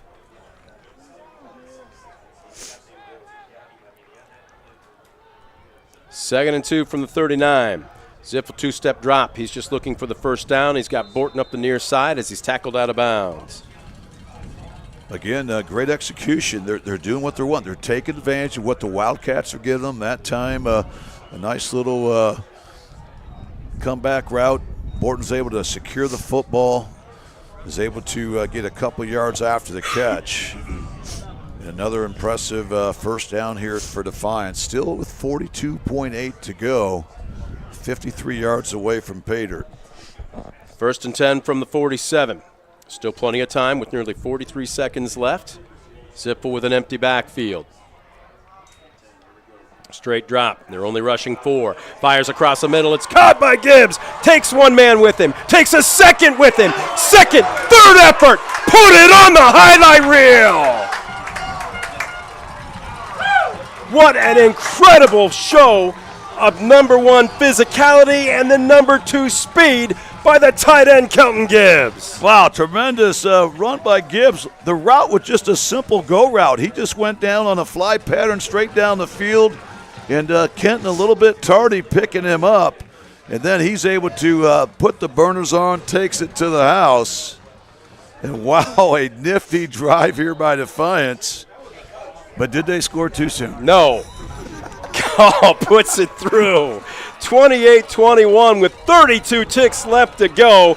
That was a highlight reel play, and we may have many more tonight, but that one is going to be tough to beat. 53 yards, and again, Scoop, like you said, nothing fancy. That was just meat and potatoes. Oh, my goodness. Another great drive. I'm not sure we thought they could top that initial 2-minute drive they had where they went 60-plus yards in 20 seconds, but that one I think was even more impressive. Again, they're executing, taking advantage of what the defense gives them.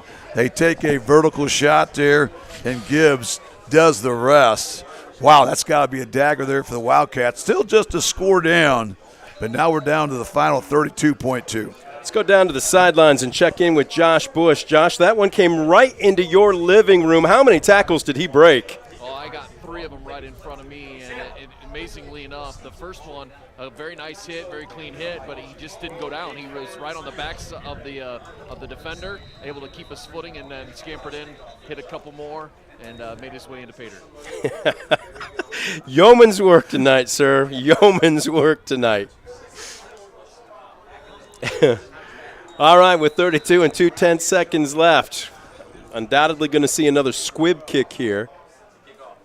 And is this going to be Gibbs? He's going deep. I think he wants this to is put Hall. it in the end zone. They use Nicasio Hall, and he does put it in the end zone. So the soccer star gives the touchback at the Kenton 20.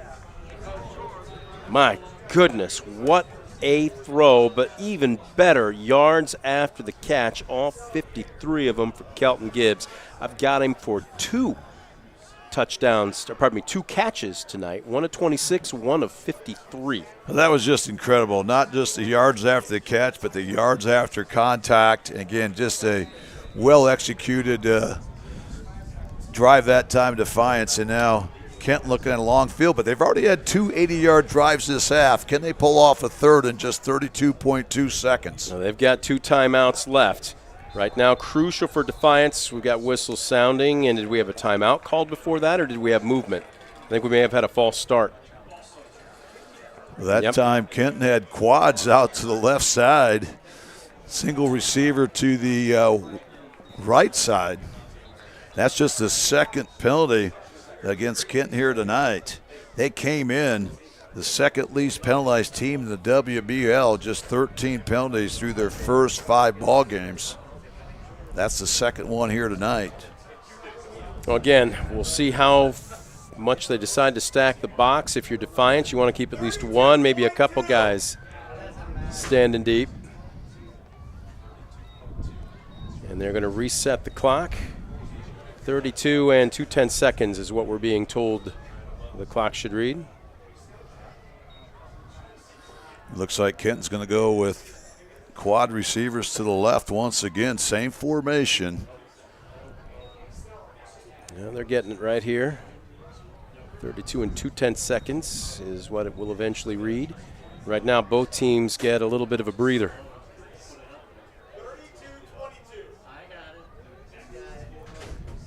Crucial here, though, Scoop, again, with 2 timeouts, whether you're running just to get to the chains or whether you're running to get to the sidelines and get out of bounds, Defiance has got to make sure that first contact is solid. We've seen basically Kenton's wide receivers be very slippery here this evening, and once they bust one, quite often you're watching them run a long way. Yeah, and I think also the flip side, if you're Kenton, you're going to have to be smart here. You don't want to lose this ball game here with 32-plus seconds to go here on your own 15-yard line. But we've seen how productive this offense is.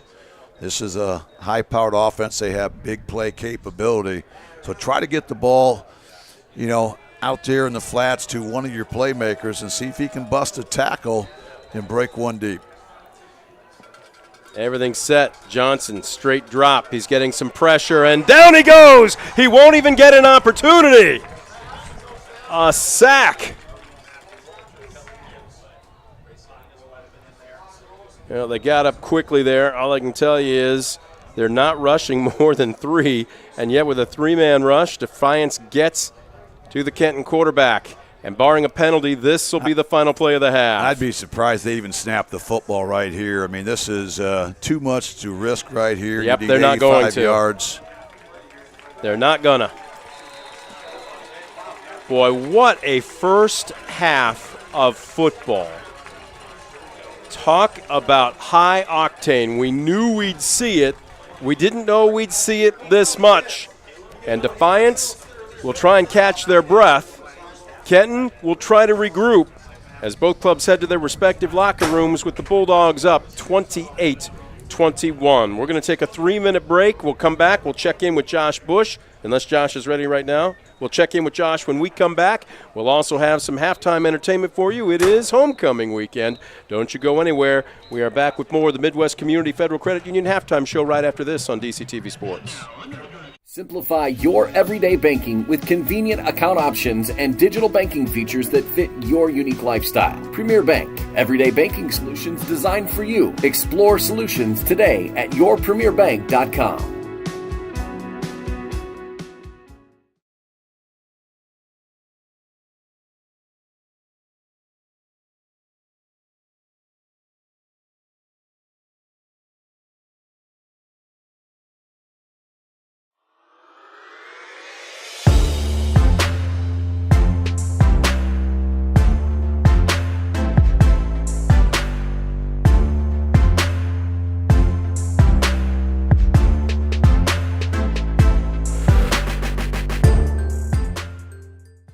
Stamball Jewelers is your trusted source for diamonds, fine jewelry, watches, and gifts. Whether you're looking for a dazzling engagement ring, a timeless anniversary gift, or a present for someone special, Stamball Jewelers has something for every occasion. Visit us today and discover why we've been serving the community since 1948.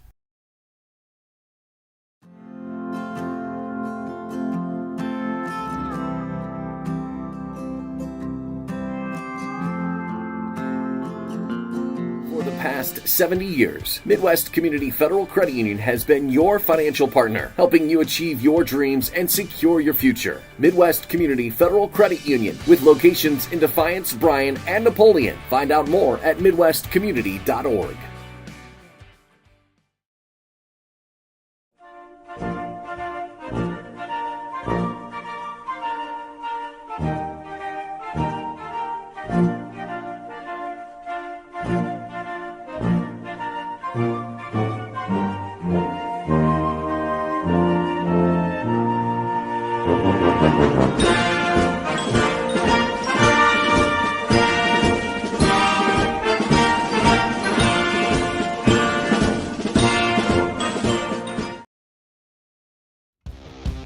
Visit Mark Moats Ford and check out some of the best new Ford models. Mark Moats Ford has been serving the Defiance community since 1916. Visit them today, County Road 424 in Defiance, and online at markmoatsford.com.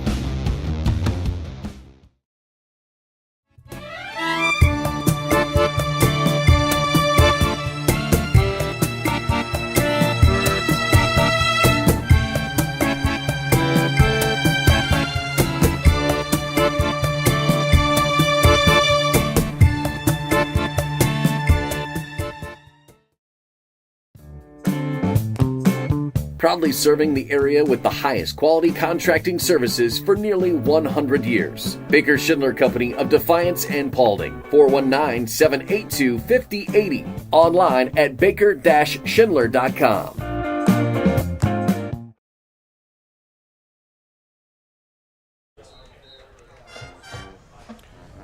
Back at Fred Brown Stadium, you take a look at the scoreboard. We are at the intermission. It's the Midwest Community Federal Credit Union halftime show on DCTV. Midwest Community Federal Credit Union celebrating 70 years of helping you achieve your dreams and securing your future. Visit them in Defiance, Bryan, or Napoleon. Also check them out online at midwestcommunity.org. 28-21, Brent Balbanon alongside Scoop Miller. Josh Bush is our man down on the sidelines, and he's doing his best to stay dry, keep his equipment dry as well and functional. And it looks like he's ready for a report here. Again, Josh, a very soggy homecoming first half here, but at the same time, the weather hasn't seemed to dampen either of these two teams' high-octane offenses. We've seen it in spurts, but we've seen enough of it. Well, I think, to be honest with you, I think the weather's doing more to my technology because I having a hard time hearing anything down here. But the weather's been playing a little bit of havoc. But you got to be honest here. I did not expect to see the ball thrown. Somebody, I think, said something about an over/under on 600 yards passing tonight. I don't know who that was, but I think we're actually seeing the ball thrown around pretty well. The wind down here, cameras are. Give credit to Richard down here because the camera is just about being blown over. He's got to keep a tight handle on that, but these teams have really done a nice job of getting up and down the field. This is much more of a back and forth battle, I think, than anybody might have expected with the edge of a hurricane coming through Northwest Ohio. Right now, we're doing the best we can on the edge of it. At the same time, Josh is going to try and stay dry here. We'll check back in with him before the end of the half here as well. Again, folks, we've been multitasking here. I couldn't begin to bring you even remotely close to what I would call unofficial statistics. I'm going to try and maybe do a little bit of cross-checking with the guys from the newspaper here and see if I'm remotely close. Scoop, you've been keeping track of first downs and penalties, though. I know those are accurate. What do you have? Well, penalties is pretty equal. Both teams penalized 3 times. Defiance 3 penalties added up to 23 yards. Kenton's 3 penalties added up to 20 yards, so really that kind of a wash for both teams. First downs, a little misleading. Kenton with 13 first downs in that opening half, 6 through the airways, 6 running the football. They had that one big first down via a penalty on that Kenton 80-yard Kenton touchdown drive, pass interference there that allowed them to get a first and goal inside the 10-yard line.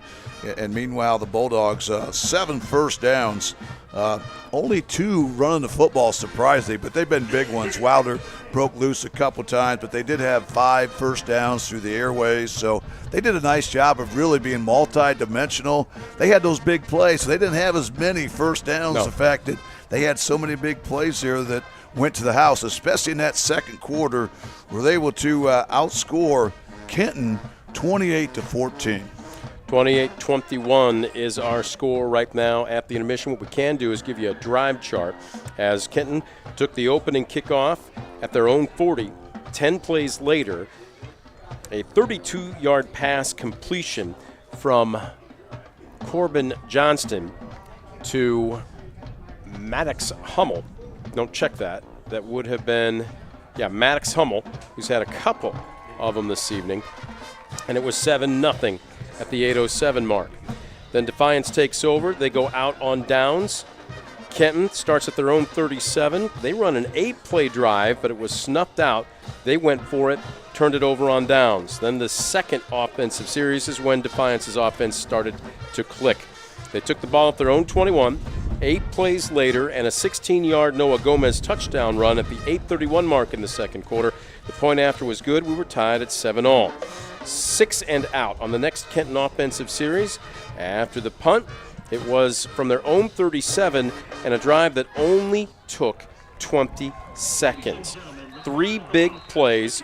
There was as I look down here, in a waterlogged stat sheet, there was a huge completion, Brez Zippel to Jay Wright, and then Noah Gomez finished off with a 33-yard touchdown run at the 137 mark. The point after was good, and it was 21-14, not to be outdone.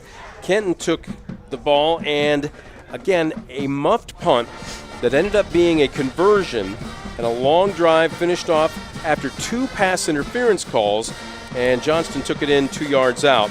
And then, not to be outdone, on their last offensive series that started at their own 31, just 2 plays, and Kelton Gibbs, a situation where he just ran a seam route and busted out of 3 different tackles and didn't stop until he had crossed the goal line for a 53-yard score.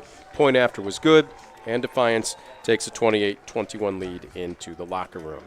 As the Defiance band is now on the field, let's take a listen to their homecoming performance.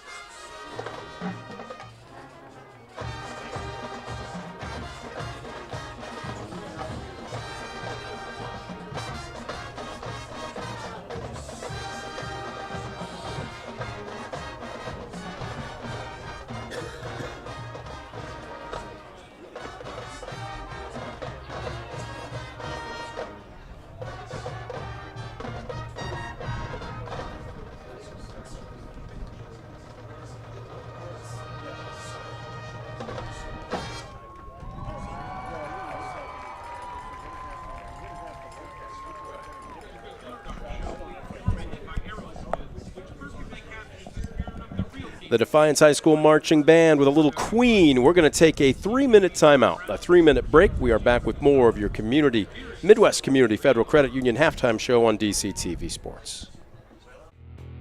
Estill Chevrolet Cadillac is this area's new and used car headquarters, earning your trust one satisfied customer at a time. Estill Chevrolet Cadillac, North Clinton Street in Defiance, and online at drivebobestill.com.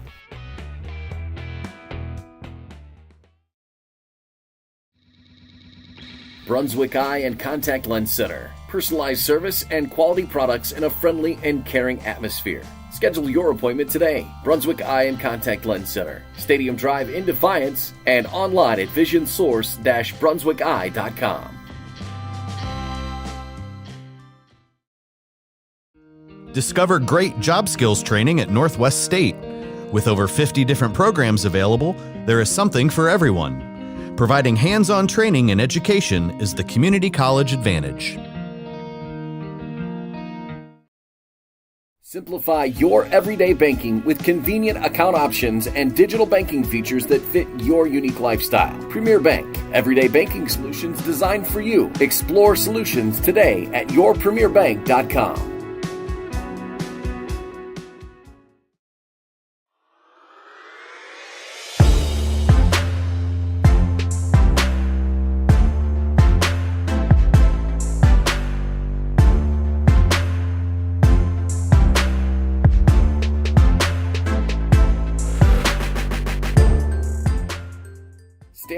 Stamball Jewelers is your trusted source for diamonds, fine jewelry, watches, and gifts. Whether you're looking for a dazzling engagement ring, a timeless anniversary gift, or a present for someone special, Stamball Jewelers has something for every occasion. Visit us today and discover why we've been serving the community since 1948.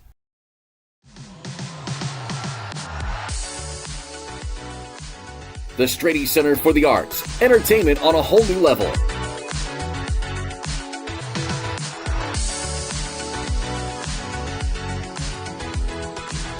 The Strady Center for the Arts presents a full lineup of culture and entertainment right here in our community. Check out the full lineup and purchase your tickets today at defiancearts.org. For the past 70 years, Midwest Community Federal Credit Union has been your financial partner, helping you achieve your dreams and secure your future. Midwest Community Federal Credit Union, with locations in Defiance, Bryan, and Napoleon. Find out more at midwestcommunity.org.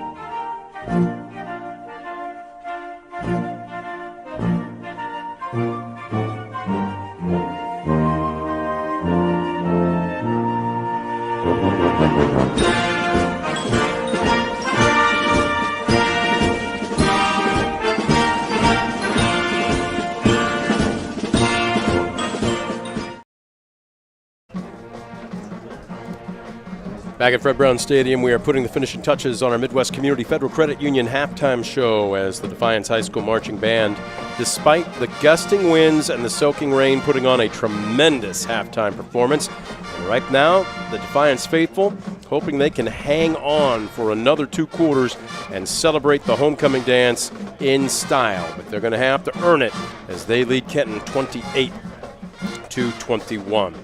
Well, again, we are more than happy to help our fellow media brethren, and we appreciate it when they do so for us. So our thanks going out to the Crescent News staff here. Aaron Gross, yeah. Aaron has done a tremendous job, and I basically told him, I said, we've been dealing with a lot with a monsoon and our gear and trying to produce as well as do a ball game and a number of other things that we hope that you don't ever have to see behind the scenes, but we knew that our statistics were not going to be anywhere close. And Aaron was just more than classy in saying, yep, he thinks he knows, we know that his are accurate. So let's run it down here. Team-wise, Kenton, 21 rushes for 73 yards and 10 first downs. Johnston is 17 of 22 for 160 yards, including 43 plays for 233 total yards. On the flip side, Defiance has 152 yards rushing on 16 carries, 5 first downs. They are 8 of 10 through the air for 154 yards for 306 total yards at the intermission. Again, Brez Ziffel, Anthony Wilder have been doing a good chunk of the damage, but don't forget Gomez, and Gomez with 6 rushes and 59 yards and a couple of touchdowns. Wilder, 8 rushes, 85 yards, and a touchdown. Through the air, Gibbs, 2 receptions for 79 yards, and, of course, that just battering ram of a run after the catch just before the end of the half to get into the end zone. That's the difference maker right now at 28-21. As we mentioned, Johnson, 16 of 21 for 147 yards and a couple of touchdowns. And Scoop, they've held him relatively in check on the ground, though, tonight. 11 rushes for 31 yards and 1 touchdown on that extended drive, but he averages nearly 90 yards on the ground through his legs. Now, the weather, obviously an extra defender here this evening, but your take on the first 20 minutes. Well, I thought both teams really came ready to play. You know, you mentioned Defiance 300-plus yards in the opening half, but remember, most of those came in the second quarter. Defiance was really stuffed on their initial drive. They were able to get 2 plays off in their second drive before we got to the end of the first quarter. But from that point on, the offense just really clicked. I think both teams are going to need to make some defensive adjustments. I think both teams had a very solid game plan offensively. I think both teams considered the elements coming in. They've made some good wrinkles from that. And we've seen some excellent football. We've seen some big-time plays. And I think really the weather has maybe played more havoc for the defense because it's hard when you get a guy that's got some open field and you've got to come up, try to get your footing, make a tackle. It's not been easy math here tonight. The big reason we saw all those points in the second quarter. All but 7 came in the second quarter. You can hear it over our crowd mic, and that is with a windscreen on the microphone. But, folks, I'm not sure that the video is doing this justice. It almost looks like it's kind of a 60s, I won't say There we go. Our camera guys are cleaning off the lens. Kind of a 60s kind of hippie feel to it with I'm trying to think of the correct word, and it's just been that kind of night. But, folks, the simple fact is this. It is coming down even harder than it did at any point in time in the first half. It is coming down almost sideways right now. You can see, I'm not sure if that really does it justice, how hard that rain is coming down, but also what the wind is doing with it. And, Scoop, I don't know if we're going to see high-flying scoring in the second half. I'm beginning to think anybody that can grind out the clock and maybe even get one solid time-consuming drive that ends in points is going to have an advantage in the second half. Well, I agree. When Kenton was able to run that football early in the game, that's when they really had things kind of going their way. And I think especially you see that sideways rain a little bit there on the monitor. It's going to be very difficult, not just catching a football, but keeping your footing, trying to make some cuts against the grain and so forth. So, again, Defiance, has that lead. They get the ball to start with. They'd love to get a long, sustained drive, try to get a little separation early against this Kenton team that has that big play capability. So one-score lead certainly is not going to be safe here tonight. I was going to say, with the way the raindrops were looking on our camera there, psychedelic was the term that I was trying to think of. Some of those old, I won't date myself, but even growing up in the 80s, right there you get a good look at it. Some of the Just Say No videos that we used to see, and they would run some of those absolutely outlandish late 60s style videos. That's kind of what it reminds me of, but ladies and gentlemen, we can assure you here it is just the rain as the final 3 seconds ticking off the clock here. But it is making for an interesting condition. Plus, you've been soaked for the first 2 quarters. You've sat in the locker room, not that you're probably freezing out there, but it is getting a little bit cooler. Temperatures now dropping into the 60s. That might start to bite just a little bit. Scoop, at what point does this maybe start to play mentally on both teams? Oh, I think sooner than normal, just the fact of all those elements that you mentioned. So that's why I think it's going to be important. You establish yourself. You win this initial drive if you're Defiance. Try to get as much separation you can. The main thing is you've got to start getting doubt to creep in your opponent's mind. Not going to be easy against a Kenton team. No. Like Defiance. Both these teams have a strong football tradition. Well, they're going to have the wind at their back as this is a short kick and up back fields it and more than willingly runs out of bounds rather than say, you know what, it won't make a difference for Eli Howerton whether he gets an extra yard or 2 out of this return. So he's just going to step out, and decent field position for the Bulldogs with the wind at their back for the next 11 minutes and 56 seconds as it will be 1st and 10. The ball looks like it will be spotted at their own 32. Yeah, this is about where they started in the first half. Defiance average starting position in the first half was 32 yards out on their 7 possessions. Kenton's average starting drive was their own 31 on their 8 possessions. They had that last one just being a play before the halftime clock ran out. Uh-oh, this one muffed. Look out and just get on that football. Now here's another question for you. And again, it is coming down so incredibly hard, much more than we saw in the first half.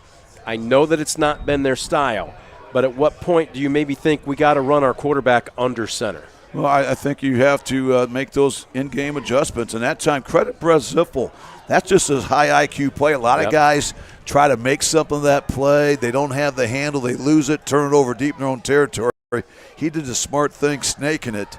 But that really throws them off schedule. 2nd and 22. He'll roll out to the short side, and he's going to lob this one. Borton's got wide open. He busted through the coverage, and it's a foot race to the end zone. Nobody's going to catch him. Touchdown, Bulldogs. 78 yards there. Ziffel to Borton.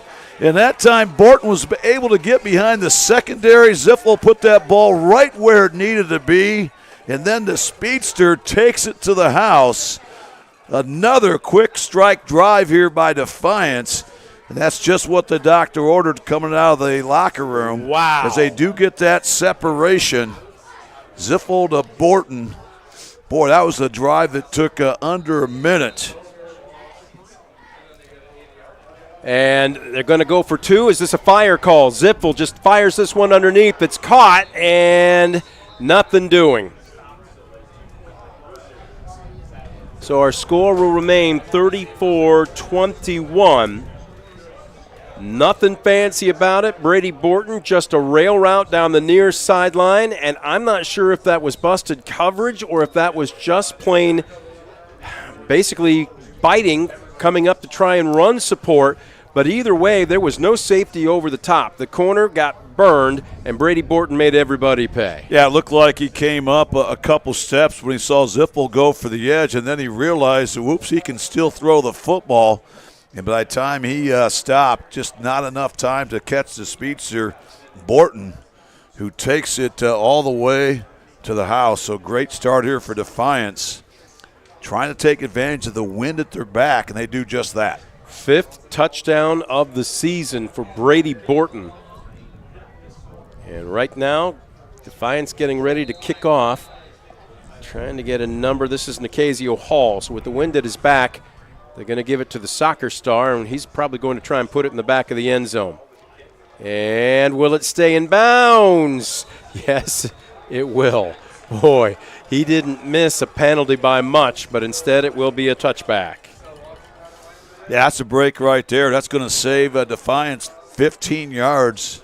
Instead of getting the ball spotted on the 35 going out of bounds, it just clears the pylon.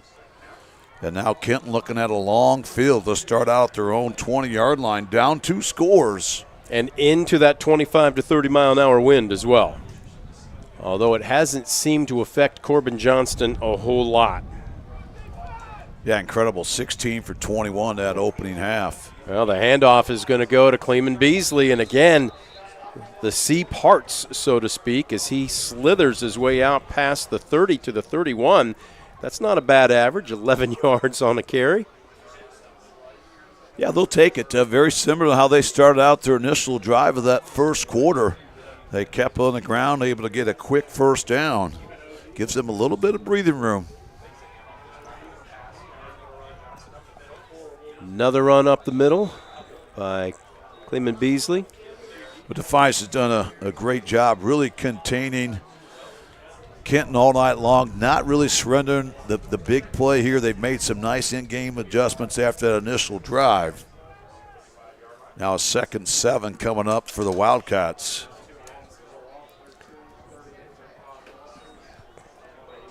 Johnston barking out the signals, fakes the handoff.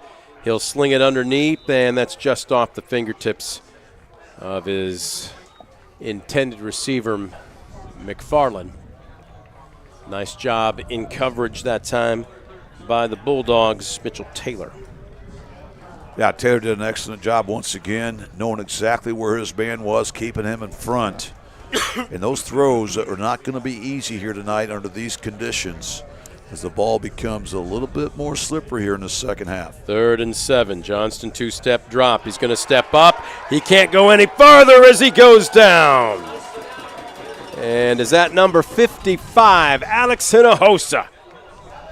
Hinojosa, that time the junior gets in there, gets that tackle for loss, the sack, and a great hold here by Defiance after getting that quick score. The defense comes out, forces a 3 and out.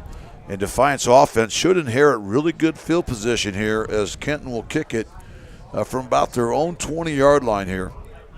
This will be Piper. Snap is going to be key here as he backs up. They're coming after him, and he just does get it away. Although it was partially blocked, and it went backwards into that wind. It's going to roll out at the 21-yard line. It's actually going to be a negative yardage punt.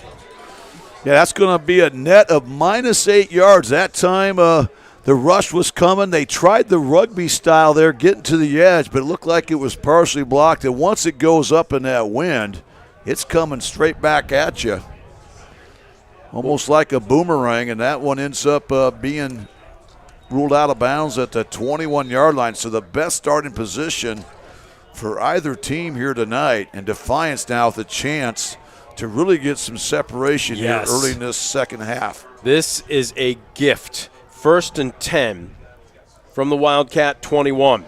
And again, a high snap, and again, Zippel will fall on it back at the 35-yard line. It'll be a loss of 14. Wow, that's a big negative play right there. And, you'd rather see a penalty than that. Here you're going to lose it down as well. So that takes it all the way out to the 35-yard line. Now you're looking at 2nd down and 24, but you still have 4-down territory. So be smart here.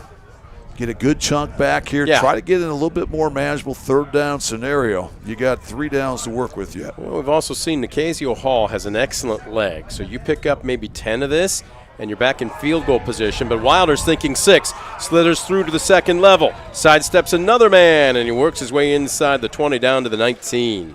Now that's a pickup of 16 yards by Wilder. And again, he's able to get the Jets on right away. And once he makes that cutback against the grain, once he clears the line of scrimmage, boy, he's a tough man to bring down. So tremendous run there on 2nd and long. And here you make it very manageable now, 3rd down and 8. But as you mentioned, a field goal certainly would be big as well if you can't get to 6 points. You're up by 13. That would make it a 3-possession game. But right now, Defiance thinking 1st down more than anything else. And this is going to be a wildcat in effect. Zipfel just kind of skirting, and he is feathered out around the far corner. And there's a little extra pushing and shoving going on that pile. And now the question becomes, is this truly 4-down territory? Given the weather condition, Scoop, I think it is. I think it is. It's going to be a 35-yard attempt if they decide to go for it, the field goal. But I think, in fact, you only need 7 yards here. You've had some success, not just run the football, but throwing it. You've got the wind at your back. Well, and I'd say this. If it were dry, I think you maybe look at a field goal. I agree. Given the weather, you're playing with house money right now on 4th and 7. Empty backfield, Zipfel. Pocket stays clean. He steps up. Rolling out near side. He's going to fire into the end zone. It's intercepted. No, that's probably not the smart play. No. You want to knock that down on 4th down. Instead, they intercept it. So instead of At taking about the over 1? at the 18-yard line, they're going to take over in their own 1. So that's better than a punt. I like Zipfel trying to make a play. He was going to go down short of the 1st down, so he kind of threw it up for grabs. But again, that ends up being a good play for Defiance. No kidding. At their own 1-yard line. And again, you can't fault the young man for wanting to make the big play, but in that situation, 1st and 10 from their own 1, you can't go any longer of a field for Kenton. Yeah, if you've got a chance to pick that and get a good run afterwards, by all means pick it. But if not on 4th down, you bat it away.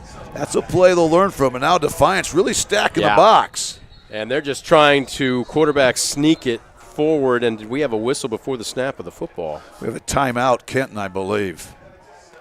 We'll take a break with them as well. A Mark Motes Ford timeout, serving the Defiance community since 1916. Mark Motes Ford on County Road 424 in Defiance, or online at markmotesford.com. 7:12 left to go in the 3rd quarter. Bulldogs 34, Wildcats 21. Back after this on DCTV Sports. Visit Mark Motes Ford and check out some of the best new Ford models. Mark Motes Ford has been serving the Defiance community since 1916. Visit them today, County Road 424 in Defiance, and online at markmotesford.com.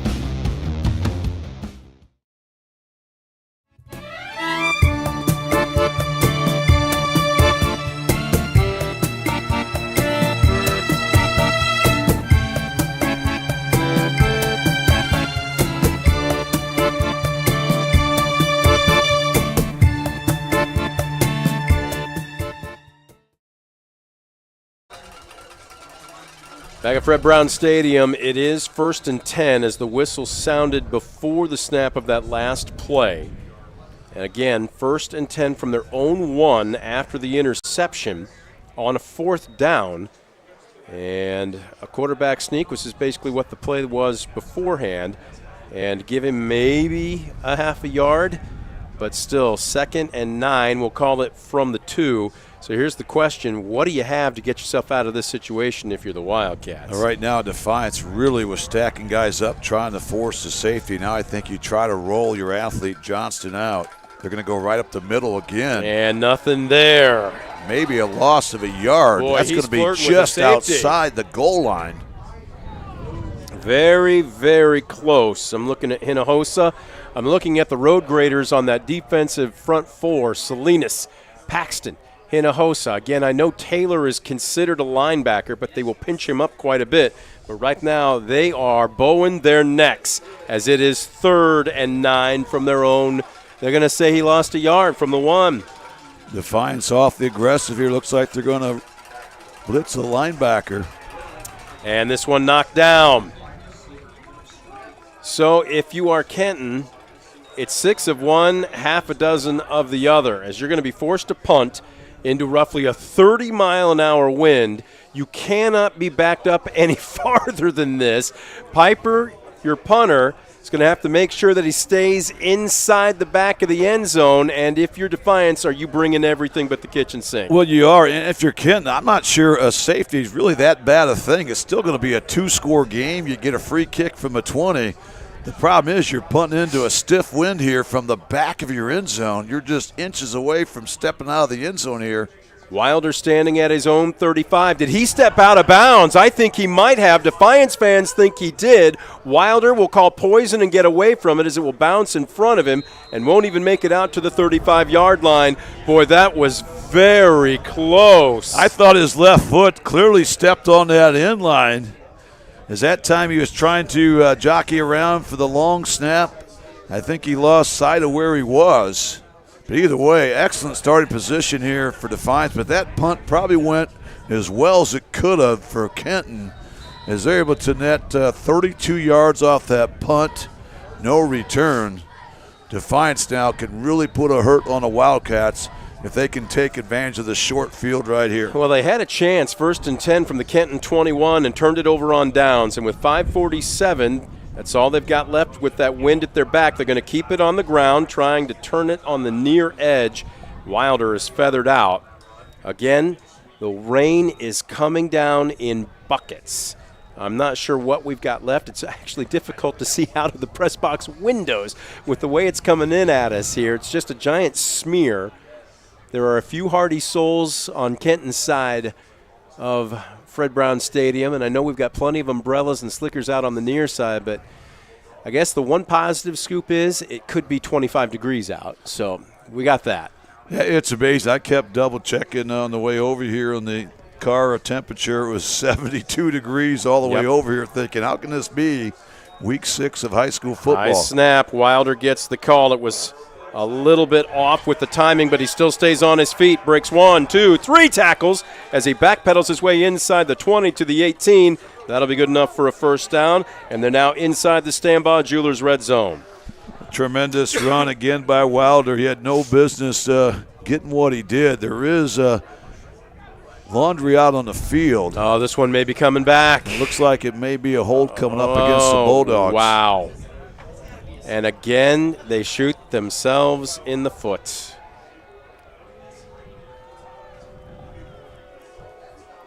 Well, Defiance had it 1st and 10 from the Kenton 21 on their last offensive series, turns it over on downs. They start this drive 1st and 10 from the Kenton 33, and after a negative play and now a penalty, they'll back it all the way up to the 42. 2nd and a country mile. Zipfel, 2-step drop. It's a delayed handoff. It's a draw. Wilder hitting the backfield, and he's got nowhere to go. He'll actually lose a yard on the play. Oh, excellent job there by the Wildcats. I love the play call that time from Defiance. They went with a delayed draw to Wilder. And a lot of times you'll over-pursue on that offensive line. If you do that to Wilder, he can make you pay in a hurry. But that time they're able to wrap him up. They're going to hold Defiance to no gain there. So now it's going to be 3rd down and about 19 yards for the Bulldogs. Well, now again, you think 4-down territory, Scoop. You don't need 20, but if you can get half of that, it keeps the playbook open. The question is, can they fire on all cylinders here? Other than that one big play, the offense has struggled with their timing. Straight drop by Zipfel. Steps up in the pocket. He's going to take off. Now he's going to fire. He's got a man open at the 30, and it's tipped and intercepted down the far sideline, trying to get a number. It's 22. That is Maddox McFarland. An ill-timed, I can't even say pass. It was just a little high. It was tipped. 2nd interception of the night, and Defiance basically gift wraps this one to Kenton. Give McFarland credit. He made a nice play on the tip ball, but now all of a sudden, down 34-21 with 3:33 left to go in the third, they're sitting in good field position. Yeah, that's kind of a game changer right there. McFarland, the freshman at that time, was able to take advantage of that errant pass. He's able to not only pick it off, but he takes it down into Defiance territory. I think they're going to spot that right about the Defiance 33-yard line. So a big turn of events. I think your Defiance, you don't get it there. You're near midfield. You can punt it, force Kenton to see a long field again, where last time they were very conservative. But now here in Defiance territory, they can be creative offensively.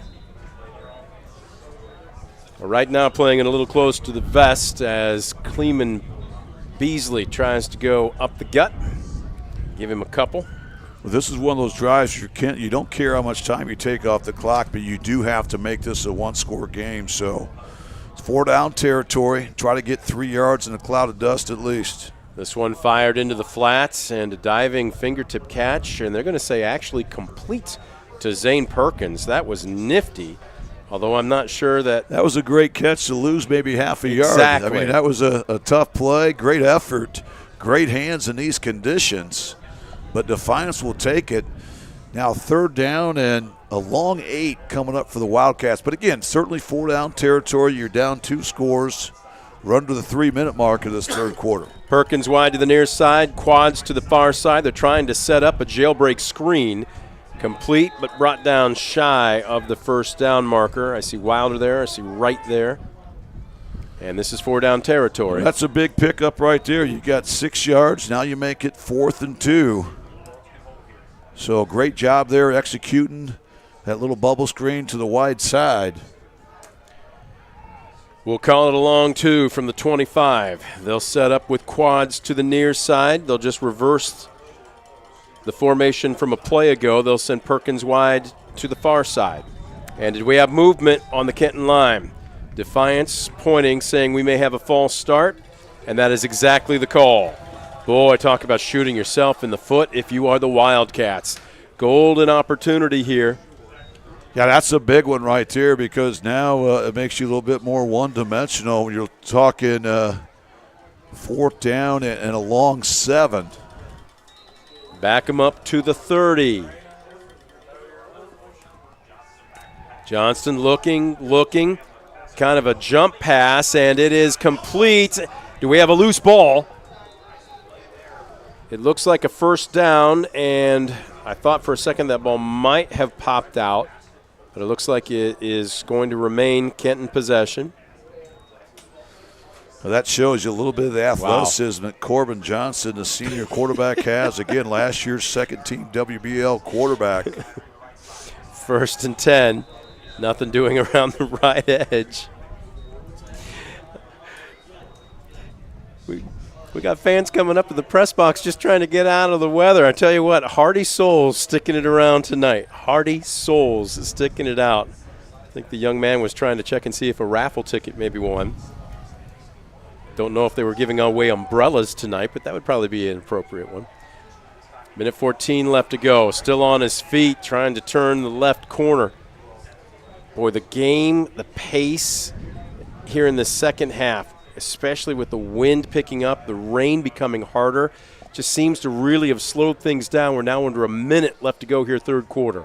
Well, that's a nice, nifty run. Instead of getting maybe a loss of a yard or 2, they get positive yards. Going to bring up 3rd down and 3.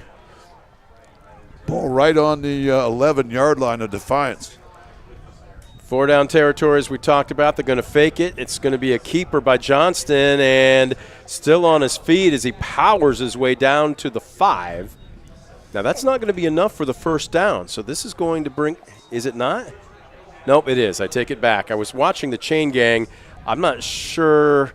One was down and one was up, and I saw 3 still being shown, but nope, that is good enough for the 1st down, and they will wait for the wind at their sails to start the 4th quarter, 1st and goal from the Defiance 5. A great run that time by Corbin Johnson. Knew exactly what the marker was. Scoop, it looks like they're going to go ahead and run a play. It's going to be an option Option read, Johnston powering inside the 5 to the 2, but he's going to be shy, and that will be the final play of the third quarter. They'll switch ends of the field in a monsoon. Bulldogs 34, Wildcats 21, but Kenton knocking on the door. It'll be 2nd and goal from Defiance's 2 when we come back after this Mark Moats Ford timeout. You're watching DCTV Sports. Proudly serving the area with the highest quality contracting services for nearly 100 years. Baker Schindler Company of Defiance and Paulding, 419-782-5080. Online at baker-schindler.com. Brunswick Eye and Contact Lens Center. Personalized service and quality products in a friendly and caring atmosphere. Schedule your appointment today. Brunswick Eye and Contact Lens Center, Stadium Drive in Defiance, and online at visionsource-brunswickeye.com.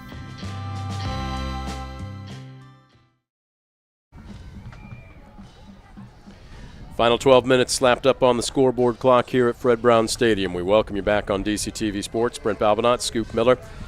Defiance trying to hold on and enjoy homecoming. Kenton trying to spoil it. Host Bulldogs 34, visiting Wildcats 21, but Kenton trying to make this a new ball game. 2nd and goal from the 2. This will be the first play of the fourth quarter. It's going to be a zone read. They're going to give it off to Cleeman Beasley, and he is nailed and thrown back.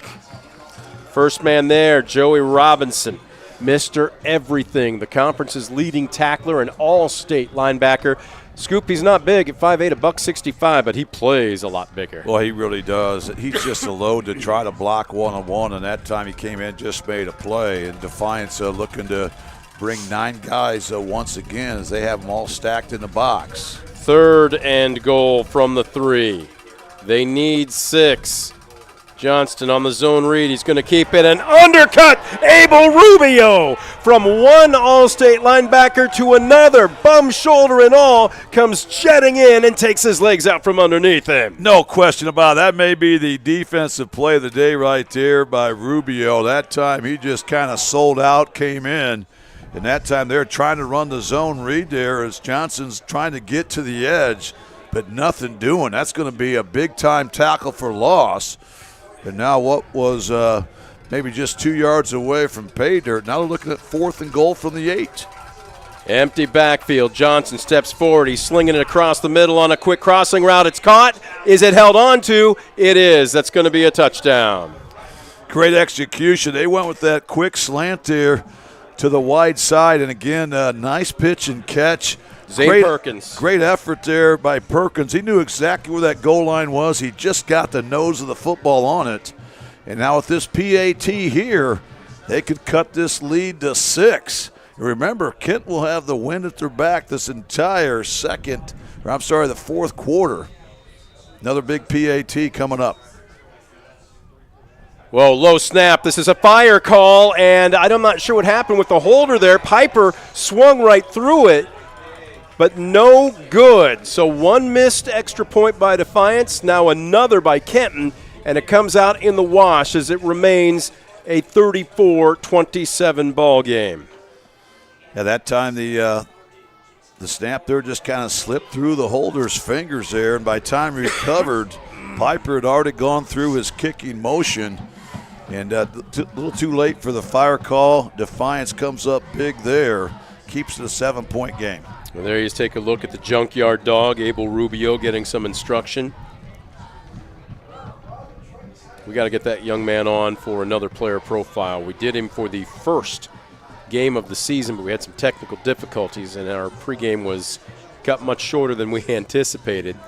But boy, he is – good luck getting him off the field his senior season. He is going to play, and they're – I don't want to use the old Ferris Bueller's Day Off term, Scoop, but they're rubbing him with a wet diaper. He's only playing defense because they want to make sure they get the most mileage out of him for the second half of the season. Well, he's so fun to watch because he just leaves it all out there each and every play, and that's what you have to respect the most about Abel Rubio.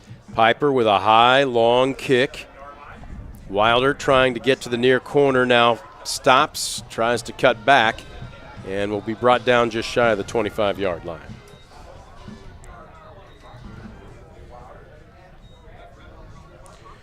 Well, you got plenty of time left. 10:34 left to go in this ball game, and now just a one-score contest. Yeah, this is a huge opportunity. As porous as this Kenton defense was in that second quarter, right now they can make that all go away if they can get a 3 and out. Give the offense a good starting position, a short field to work with. But Defiance offense has been hard to stop since that opening quarter. 1st and 10 from their own 24 right now. If you're Defiance, you would just love 3 yards. I can't say a cloud of dust on a rainy night like tonight, but move the chains. And just like that, one carry, another first down, a gain of 11 by Anthony Wilder. You do that, and you're most likely going to end with a drive that scores points. And number 2, leave very little time for Kenton left. Yeah, right now I think you're going to see a heavy dose of Wilder. He's that guy that's so elusive. You know, if he can slip a tackle here, he's got that big play ability. As we all know, he came in tonight averaging over 11 yards per carry on the season. Just incredible. And he's done nothing tonight to drop those numbers one bit. In fact, they may have gone up after a couple of his big runs early in that first half. What do we got here? Zipfel is lining up in the slot. This is going to be Gomez at quarterback, and this is going to be kind of a wildcat as he will take it off the left side. Tripped forward over the 40, a little slow to get up, but appears to be none the worse for wear. Well, I like the call. You know, they want to try to keep the clock moving. They're not going to be ultra conservative here. I mean, they still realize you want to get this back to a 2-score game, but you also want to try to shorten this game down while you're doing it. So right now they've really kind of mixed things up, trying to put a little strain on this Kenton defense. Going to bring up a 2nd and 6 here. Zipfel. It's going to be a little crossbuck action. Oh, we might have had a face mask as Wilder is brought down at the line of scrimmage. Again, reaching high and grabbing a ton of jersey. I wasn't sure if maybe that scraped a little bit of the face mask. But again, very strong. A one-handed tackle by Bill Wilkinson, 6'2", 280 pounds. He and his brother Bob, who's 6'2", 330. And we do have a flag down. Yeah, it's going to be a face mask. Yep. I think that was a fairly easy call. He had a lot of the mask in the grasp, and that's going to be huge. That'll take the ball all the way into Kenton territory, and more importantly, a fresh set of downs for the Bulldogs. They're going to spot it at the Kenton 44, maybe 43-yard. We'll call it the 44-yard line. Coming up on 9 minutes left to go in the contest. They will run Zipfel out of the gun. Handoff, left side. And this is just standard ground and pound. You're counting on your road graders up front to give your running backs just a little bit of daylight. And we have an injured Wildcat on the play. Slow to get up. And it is Grady Kleeman-Beasley, and he's going to limp off the field.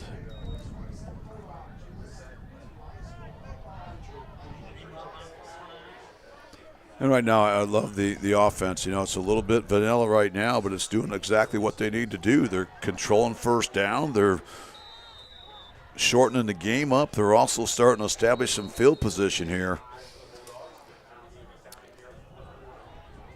And do we have a timeout here? What exactly is happening?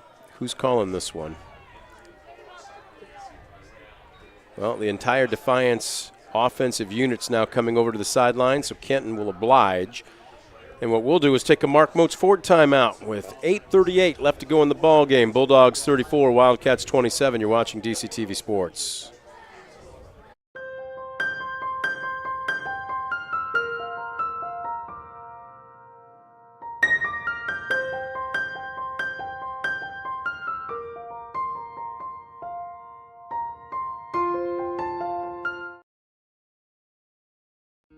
Discover great job skills training at Northwest State. With over 50 different programs available, there is something for everyone. Providing hands-on training and education is the community college advantage.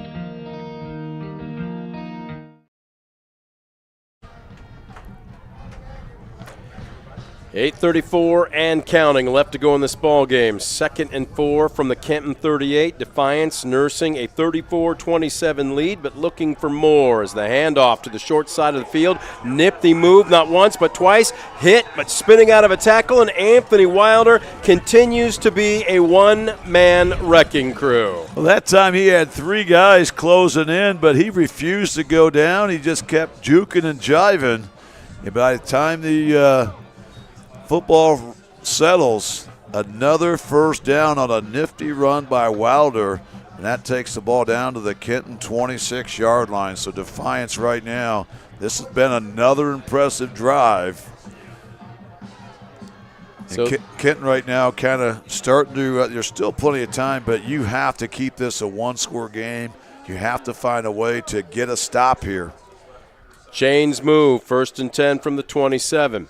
Ziffel, hands off. Gomez, right side, squirts through a hole, 2nd level. Takes a couple defenders with him inside the 20. Healthy gain of roughly 7, maybe even 8 on the play.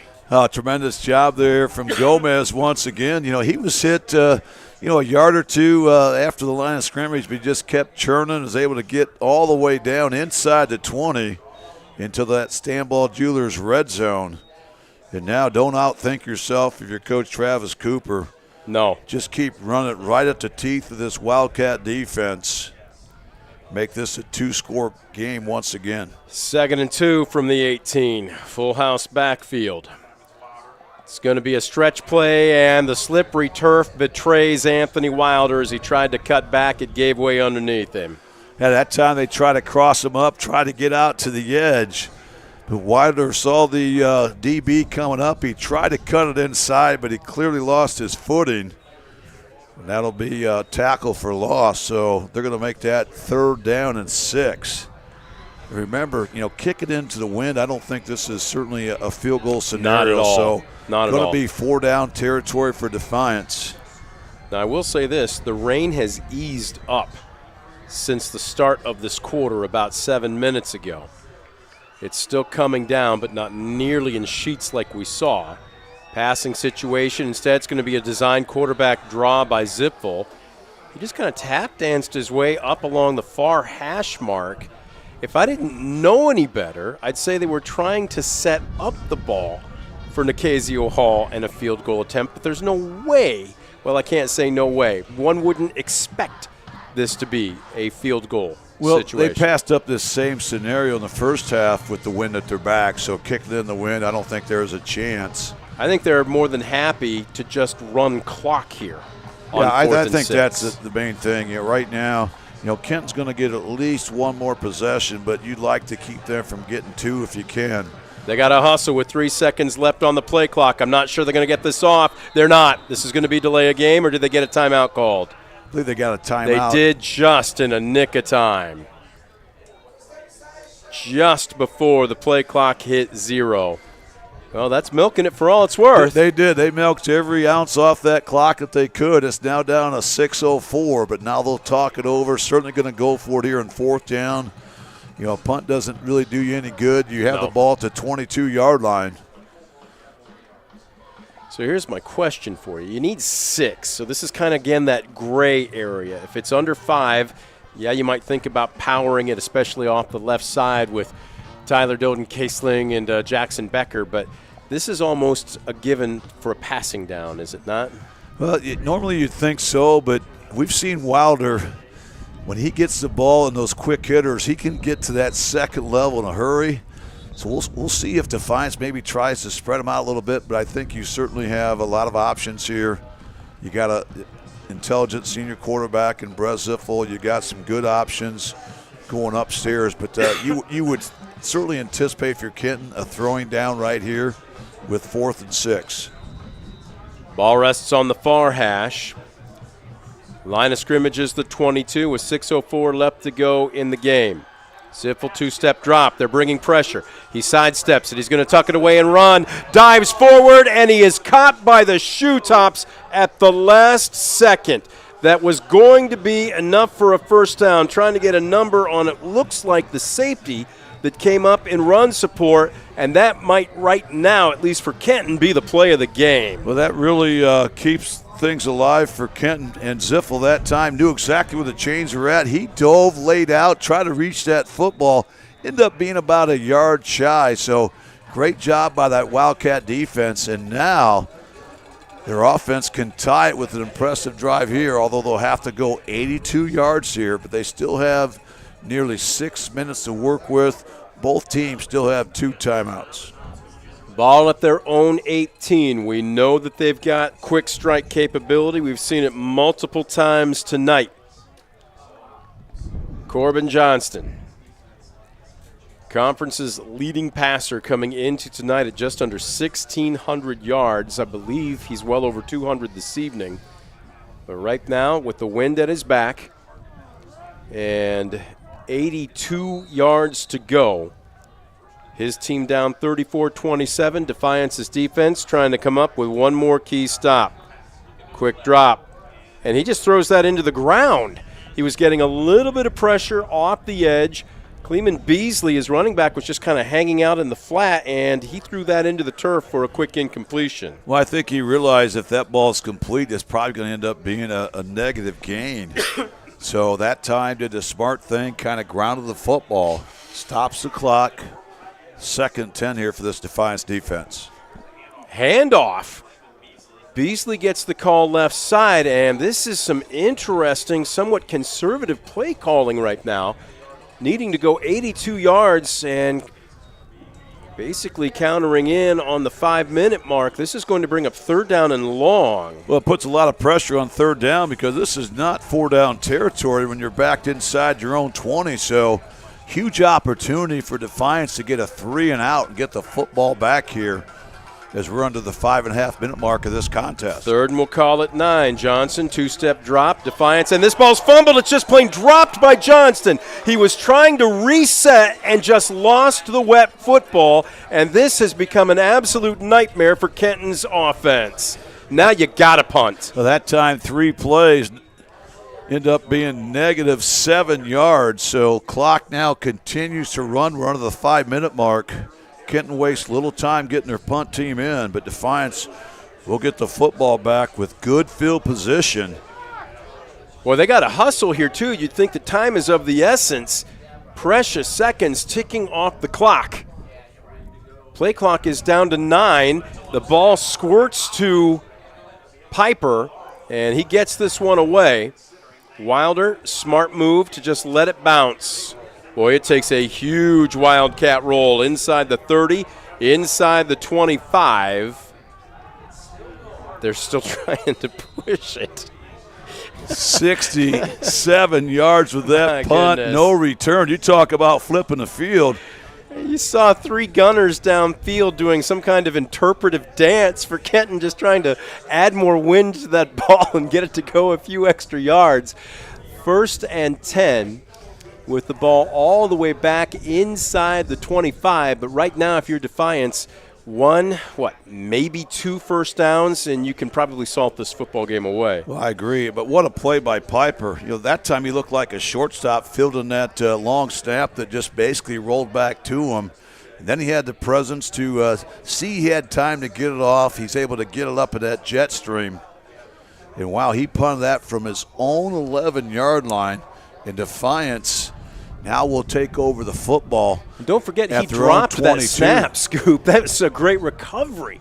Yeah, just an incredible play. And that's a big one because now it gives your defense a fighting chance here. If you could force the 3 and out, you're going to get the ball back near midfield with plenty of time. But right now, as you mentioned, Brett, this could be game, set, match if Defiance can establish that running game one more time, maybe get a couple first downs running the football. 1st and 10, the ball will be spotted at their own 22-yard line. It's been a very interesting second half. Wilder is your lone back. He's offset to the left of Zipfel. They're going to hand it off to him. It's a stretch play trying to turn the far corner. Stay in bounds, young man. Second effort across the 30 gets him close, but he goes out of bounds, stopping the clock at 4:13. Well, Defiance will take that. They got 9 yards there on first down, even though it stops the clock. They should be able to run the football here, get a fresh set of downs, and continue try to eat up clock here on the ground. Remember, both teams still have a couple timeouts. And this is where, if you're Defiance, you want to keep the ball in between the hash marks and force Kenton to use the first of their remaining 2. Yeah, this is where it's your offense. It's your job to make sure Kenton does not get the football back unless they get it back with a deficit. Boy, snapped tight right into the breadbasket. At the mesh point, it made the timing a little off, but they only needed a yard, and Gomez gets that as the chains will move. Now the question is, does Kenton want to burn one? And they do not, at least right now. And Defiance doing a great job of just running the play clock down here, trying to shorten this game out. Kent needs to get a good stop here in first down. Then they can start thinking about burning some timeouts, conserving some clock. 1st and 10 from their own 33. Chains move, so does the clock. 3:37 and counting. Handoff up the middle, and oh my goodness, ouch. They're sending everything but the kitchen sink, and Gomez got bent backwards. And when I say backwards, I mean in half on that play. Well, right now, Kenton just doing all they can to load up the box, knowing that Defiance is going to run the football. That time they also did a nice blitz there, able to get a tackle for loss. By time Defiance snapped this football, we'll be under the 3-minute mark. You've got to figure Kenton's got to burn a timeout now on this snap, do you not? Yeah, if they don't get near the first down, you certainly burn it as soon as you can, assuming it's going to be a tackle in bounds. Gomez, stretch play to the far side. Now, does he stay in bounds? He goes out of bounds. He's going to be shy of the first down marker by what? Let's see here, about 6 yards? Depends where they spot. I think he's going to be about 5 yards shy here. It's going to bring up a 3rd down and 5. Kenton gets a break there. The clock will stop. Huge break. On the out of bounds. So certainly we'll see a Kenton timeout here. If they can get a stop short of the first down marker, look for Kenton to burn a quick timeout. 3rd and 5. Crucial play for both teams here. If Defiance picks up a first down, they can in effect run the clock out. Kenton, if they get a stop, looking at one more offensive. Oh, they fake the handoff. Here comes Zippel up the far side. Second effort. Did he get it? He got it. Did he get it? He's going to defend on the spot, but we've got a pretty good look here from the press box. This is They're going to moving be the chain awfully gang. close, but They're I moving do the think chain he gang. got it. And what a play by Zippel. Great job My there. goodness. On the read, he's able to pull it out. He was running that football all the way. Boy, that's awfully big because now the clock has stopped, at least for the time being. I haven't seen a timeout officially being given to Kenton yet, and they're winding the clock right now. They're winding it. They were just stopping it to move the chain gang. And right now the play clock down to 8. They got to hustle. 2:30 and counting left to go in the game. Gomez, and did we have movement before the snap? I think we had a timeout. The clock was at 1 there on the play clock when they did snap it in time, but Coach Cooper allowed to burn a timeout after he milked it down all he could. So Defiance actually burns the timeout with 2:26 left to go, leading 34-27. Do want to remind you, we will have the Brunswick Eye and Contact Lens Center post-game show coming up. And we'll have our Player of the Game award. You know what? I'm sitting here thinking, boy, a lot of worthy candidates here this evening. I'm going to let you pick this one because there are, you could go so many ways. You can go on both sides of the football. We've had how many big plays by how many different guys for Defiance? We're going to have to both think on this one. offensively and defensively. We are really. But I love that timeout right there, Coach Cooper. They did get the snap off 1 second left, but he did not want to risk that penalty. He understands right now they're really 1 first down away from winning this ball game. So right here's your opportunity. You want your offense to win it right here. Don't give it back to Kenton and their explosive offense. Part of the trouble is they've gone out of bounds they have not forced Kenton to burn any of their 2 remaining timeouts. They have moved the chains and picked up the fresh set of downs, but I would expect this one to be in between the tackles here. Yeah, and if it is, Kenton's going to burn a timeout as soon as you hear that whistle sounded for the tackle. But Kenton here has to have a stop. They could not afford to give up 3-4 yards here and let Defiance move the chains one more time. 1st and 10 from their own 43. 2.5 minutes left to go in this one. Bulldogs clinging to a 7-point lead. Gibbs in motion. They'll bring him back. Handoff. In between the tackles, Gomez. And now you've got to think Kenton will finally be forced to burn one of their 2 remaining timeouts. Well, they did. They wasted little time. They still have 2:23. Good hold by that Wildcat defense. 2nd and 8 coming up for Defiance after the timeout.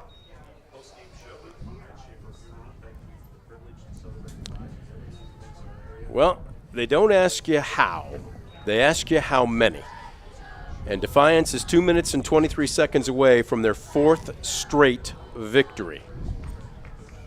Kenton has other thoughts.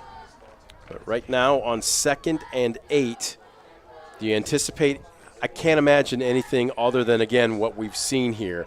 Trust your line to make a hole, whether it's Gomez, whether it's Wilder. See if you can't pick up a good 4, maybe 5 yards and give yourself a 3rd and short to work with.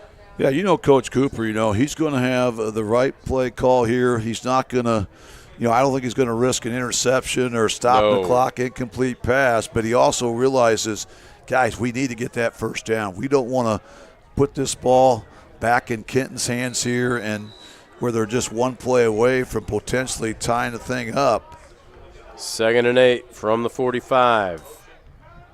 Little counter. Gomez hitting the backfield once, twice, 3rd time. They sent everything but the kitchen sink. He's down at the 40, and Kenton will burn their final timeout with 2:16 left to go. Tremendous job there by Kenton. That time they really loaded up the box. They had a corner blitz that time. It paid off nicely. They get a tackle for loss, and that play just took a few seconds. So still 2:16 to go, but that is Kenton's last time out. So Defiance looking at 3rd and long. They somehow can get this. They really can kind of go to victory formation to end this football game. Oh, without question. But right now, they still have 13 yards between the line of scrimmage and that 1st down marker. Scoop, the bigger question is, what's in your playbook here? Do you play conservatively and just give yourself a little bit more room to punt? Again, on a normal night, I don't think it's that big of a deal. But tonight, you can still hear it whipping over our crowd mic into a 25-mile-an-hour wind. They haven't had to punt at all this evening. So the question then becomes, do you go for the 1st down, or do you play it conservatively and give yourself a little bit better field position and hopefully take a lot more time off the clock before you do punt? I think you give it to the guy that's averaging 11 yards per carry coming in. So I think Wilder will get it somehow, some way. Maybe a counter run. Well, he is lining up wide on the far side. They're going to send right in motion. They're going to pitch it to him. We haven't seen this yet tonight, and it is backed up. Didn't fool anybody, as maybe a gain of 2. So now, if you are Defiance, you are in no rush to get this punt off. You can do so with under 2 minutes and 1 minute and 30 seconds left to go in the game if you take advantage of it. Yeah, I think they're going to punt it maybe 127, 128 to go here. So, they're very conservative there, but a smart call. Trust your defense. It's come up big. But now the key thing is with this wet ball, you need a good snap. You need to get the punt off. Gomez back to punt. I'm trying to get a number on the Kenton return man. I believe it's Perkins. And he gets a low one away. It bounces, and here we go. Squirting through one tackle, squirting through another, and that was actually Maddox Hummel on the return, but a good one out towards midfield, and we've got a Wildcat down with 1:22 left to go in the contest. Well, we've seen the speed that Maddox Hummel's had all night, and he came in averaging 15 yards per return on the punts on the season, one of the tops in the WL. That was a nice return, gets it out near midfield. They're going to start out in their own 47-yard line, still with $1:22 to go. They're out of timeouts, but certainly this is a more than doable drive here for the Wildcats. And that does look like Hummel working his way under his own power off to the sideline. Boy, he's the guy you'd love to have on the field. He had that nifty touchdown catch, back in that first half where he was able to connect from 60 yards out on a couple nifty moves. So here we go. 1st and 10 from their own 47. A minute 20 left to go, down by 7. Quick throw underneath. Trying to nickel and dime their way down the field. Right now just trying to move the chains as they're out of timeouts. Incomplete pass will stop the clock with a minute 17. Yeah, that's not all bad right there. If you catch that, you get maybe 5 yards. You're going to lose another 20-plus seconds. Well, Johnston fumbles the snap. He has to fall on it. And as we've seen, this offensive series not looking much sharper than the last one where they had to go 3 and out and they didn't even get the ball across the line of scrimmage. No choice now with under a minute left to go, 3rd and 16. Johnston, 2-step drop, steps up, under some pressure, down he goes! Checking to see who's getting off the bottom of that pile, and it is number 52, Abel Paxton.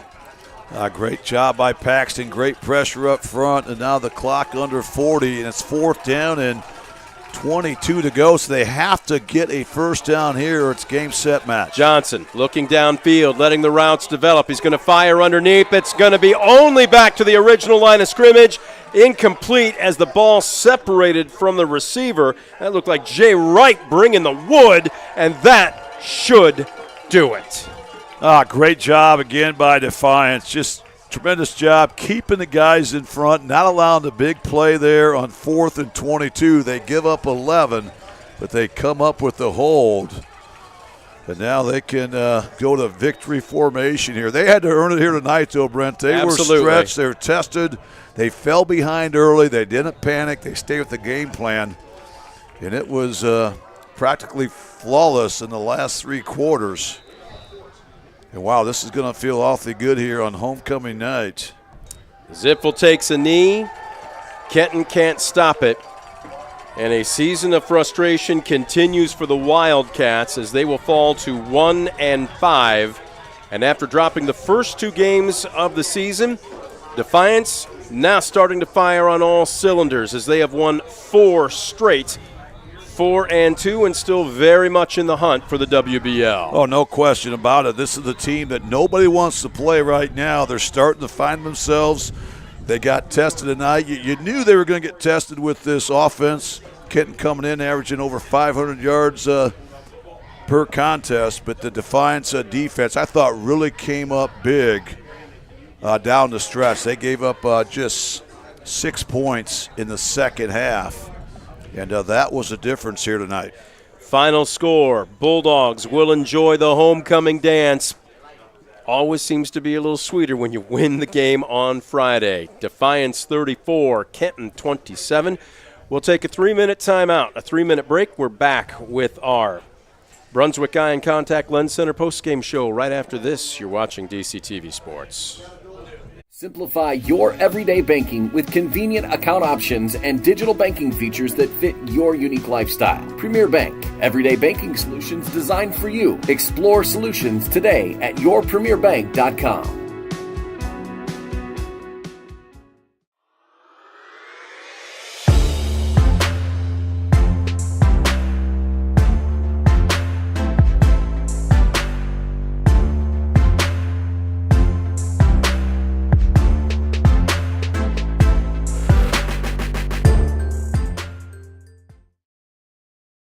Stanball Jewelers is your trusted source for diamonds, fine jewelry, watches, and gifts. Whether you're looking for a dazzling engagement ring, a timeless anniversary gift, or a present for someone special, Stanball Jewelers has something for every occasion. Visit us today and discover why we've been serving the community since 1948.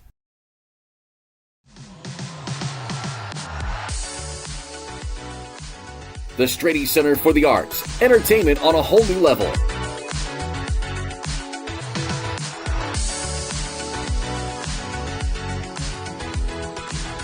The Stritty Center for the Arts presents a full lineup of culture and entertainment right here in our community. Check out the full lineup and purchase your tickets today at defiancearts.org.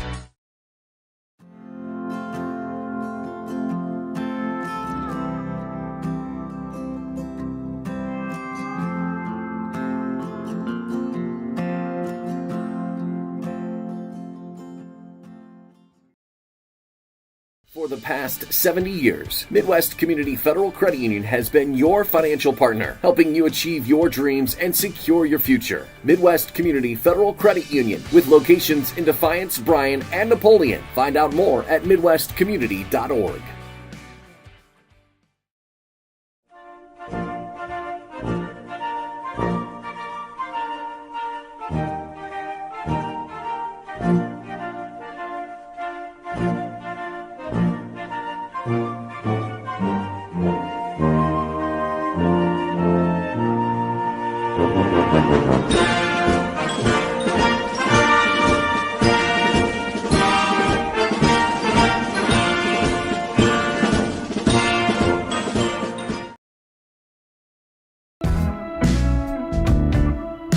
Visit Mark Moats Ford and check out some of the best new Ford models. Mark Moats Ford has been serving the Defiance community since 1916. Visit them today, County Road 424 in Defiance, and online at markmoatsford.com.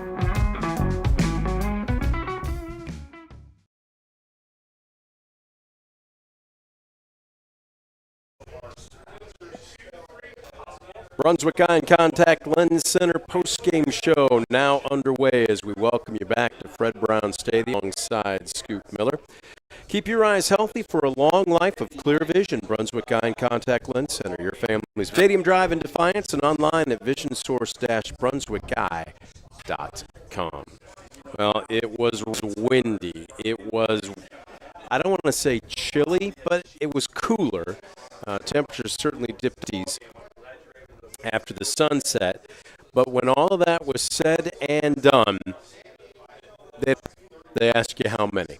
And Defiance has now made it 4 straight with a 34-20 over a very game Kenton squad. As we are awaiting Coach Cooper to come up and for a post-game interview. Again, the wet weather and our equipment just simply did not make it, folks. So we are unable to bring you the sideline post-game interview with Coach Cooper, and we expect him to work his way up the steps. You need a Sherpa to get to the top of the press box here.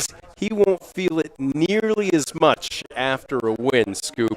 Look, they had to earn it, but they showed got the job done when they needed. Well, they did. And the bottom line is that they go 1-0 in a week. You know, that's the goal. You just want to move on. You don't get for getting a big separation. They win by a touchdown, but that's all it takes. They keep themselves in the HUL title, searching for their 5th ever.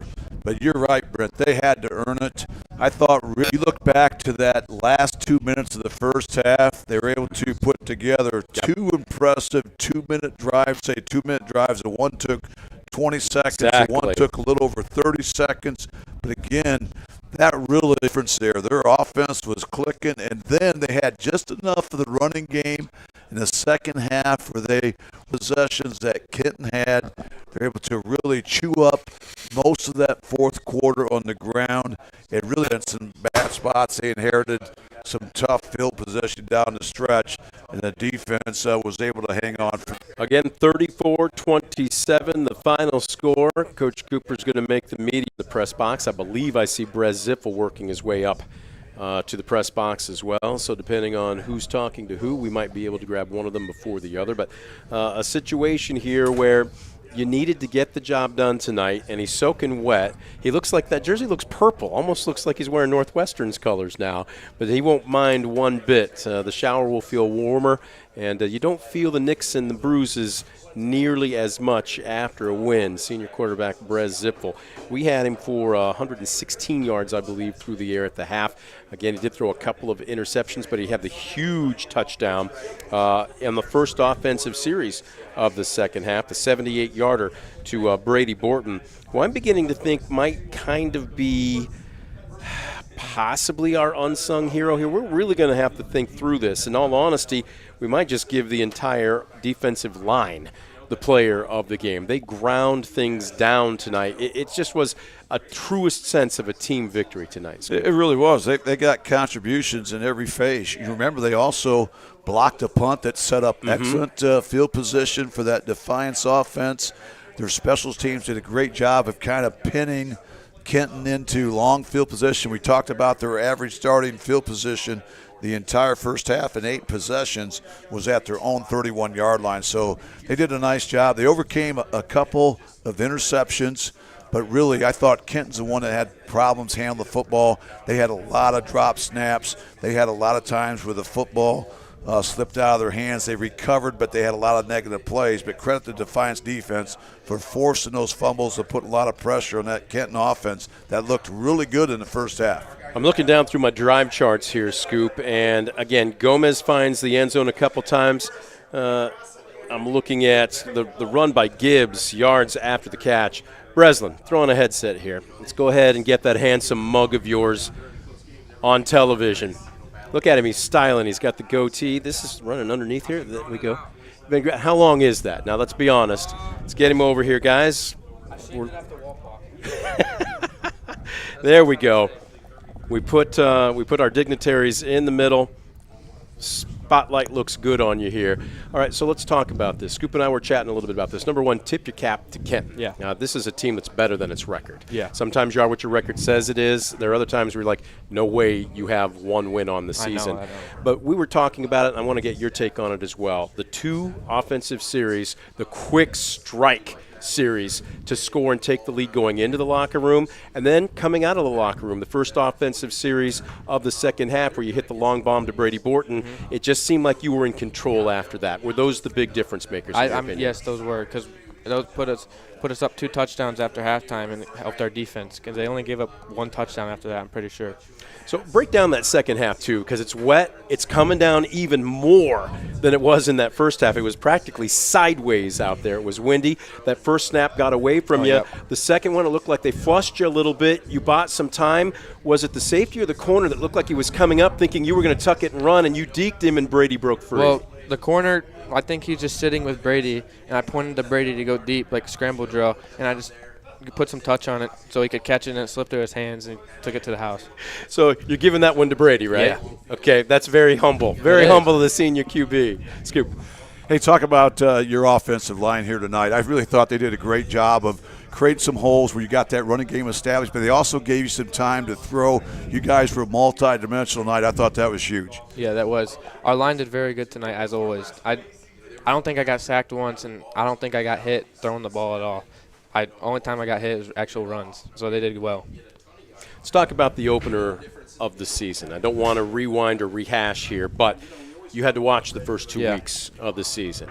I'm going to ask an obvious question, especially going into your senior year. How tough was that? It was hard. Noah did really well for that Napoleon game. He had that one, and I don't take any credit of that. That was all him.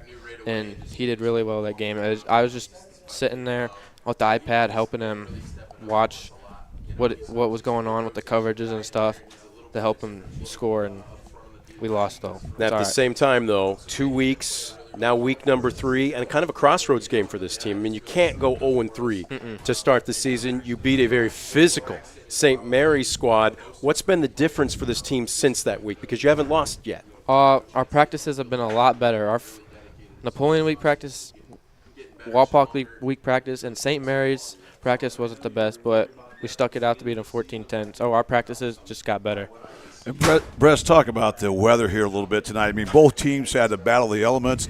It's hard to replicate this in practice where you got 30-plus mile-an-hour gusts. You've got rain blowing sideways at time, but you guys seem to really stay within your offense. You're able to really move the football. We thought this might be a tough game to score and throw the ball on, but you guys proved everybody wrong. Well, I don't know what to really say. They caught the ball and did well and scored. I don't know what else to say. I mean, it was hard every time. At the end, the balls were like uncatchable. Basically, I had to catch it like that and then hand it off. All our receivers had their gloves off at the end. All our hands are pringly. Hey, you got the job done, pringled hands or not. So they don't ask you how. They just ask you how many. You've won 4 in a row. But even more so, senior season, homecoming win. I know that right now in this moment, this was the most important game, but you're going to be able to savor this one at least for the next 24 hours. The dance is always better when you win the game. I'm not even going to the dance. You're not? No. Okay. I didn't go to the dance the last 2 years. I didn't even go to prom last year. Okay, fair enough. We didn't mean to dive into his social life. Well, just the same, where's this group now, and how much better can it still get over the next 5 weeks? We can win every single game, and hopefully Walpock loses to someone, and we can tie the WBL and get a share of it. All right. Well, enjoy this one for at least tonight. Congratulations to you. You too. Breslin Zippel coming up and joining us for the post game. We're going to take another quick timeout. When we come back, more of the Brunswick Eye and Contact Lens Center post game show. You're watching DCTV Sports.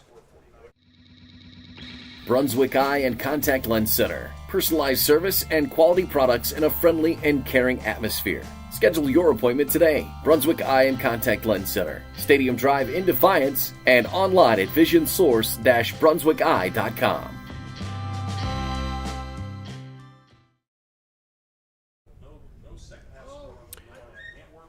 Back to put the finishing touches on the Brunswick Eye and Contact Lens Center post-game show. We got quarterback Brez Zipfel. Coach Cooper popped out, and I think he might have parachuted away with as windy as this one was here this evening. Final score, the Bulldogs will celebrate homecoming in style with a 34-27 win over Kenton. Scoop, your final thoughts. Impressive win by Defiance. Try that one. Impressive win by Defiance, and I like how they did it as a team. If only the offense shows up, they're in trouble. If only the defense shows them trouble, but they had special teams play. We had so many great individual performances as well. But you talk about a team win, we saw it tonight, and the key thing is they keep the win streak alive. Yes. This is the team that seems to be getting better and better week by week. As we mentioned earlier, I don't think this is the team you want to play here down the stretch because I think they've got their best football ahead of them yet. We've got one piece of business left to take care of. It's time for our Player of the Game Award, brought to you by BSN Sports. Tonight's Player of the Game will receive a DCTV Sports Player of the Game t-shirt courtesy of BSN Sports. BSN Sports, the office apparel provider of DCTV Sports. Scoop, again, we don't have the defensive statistics in front of us. I think you could easily probably pick Robinson, Rubio, any one of those linebackers, certainly anybody of the front four. But I'm looking offensively here, and I'm thinking what this young man has done over the first 6 weeks. He starts the season in the absence of Breslin Zippel at quarterback. Then he moves to running back, and tonight he has touchdown runs of 16 and 33 yards, and he was in on almost every seemingly important play. I think we're going to go with Noah Gomez. Well, I knew where you're going, and I certainly can't blame you because we just talked about what a team win this was. But you talk about a guy that's a team guy, it's certainly him. You mentioned the fact he started out at quarterback. Now he just goes where the coach needs him. Yep. And wow, did he deliver tonight. Couple big-time plays and really made the difference there. I thought that big TD hit there really was kind of the big dagger that Kenton was never able to overcome. So Noah Gomez, but I'm sure we could give it to everybody that wore a blue and silver and white uniform here this evening. But Noah Gomez, our BSN Player of the Game. That's going to do it for our broadcast here this evening. Folks, I can't tell you how much work it takes to put on a broadcast in the middle of a rainstorm. More than yeoman's work by especially our camera crew outside. Everybody doing the best job that we can to bring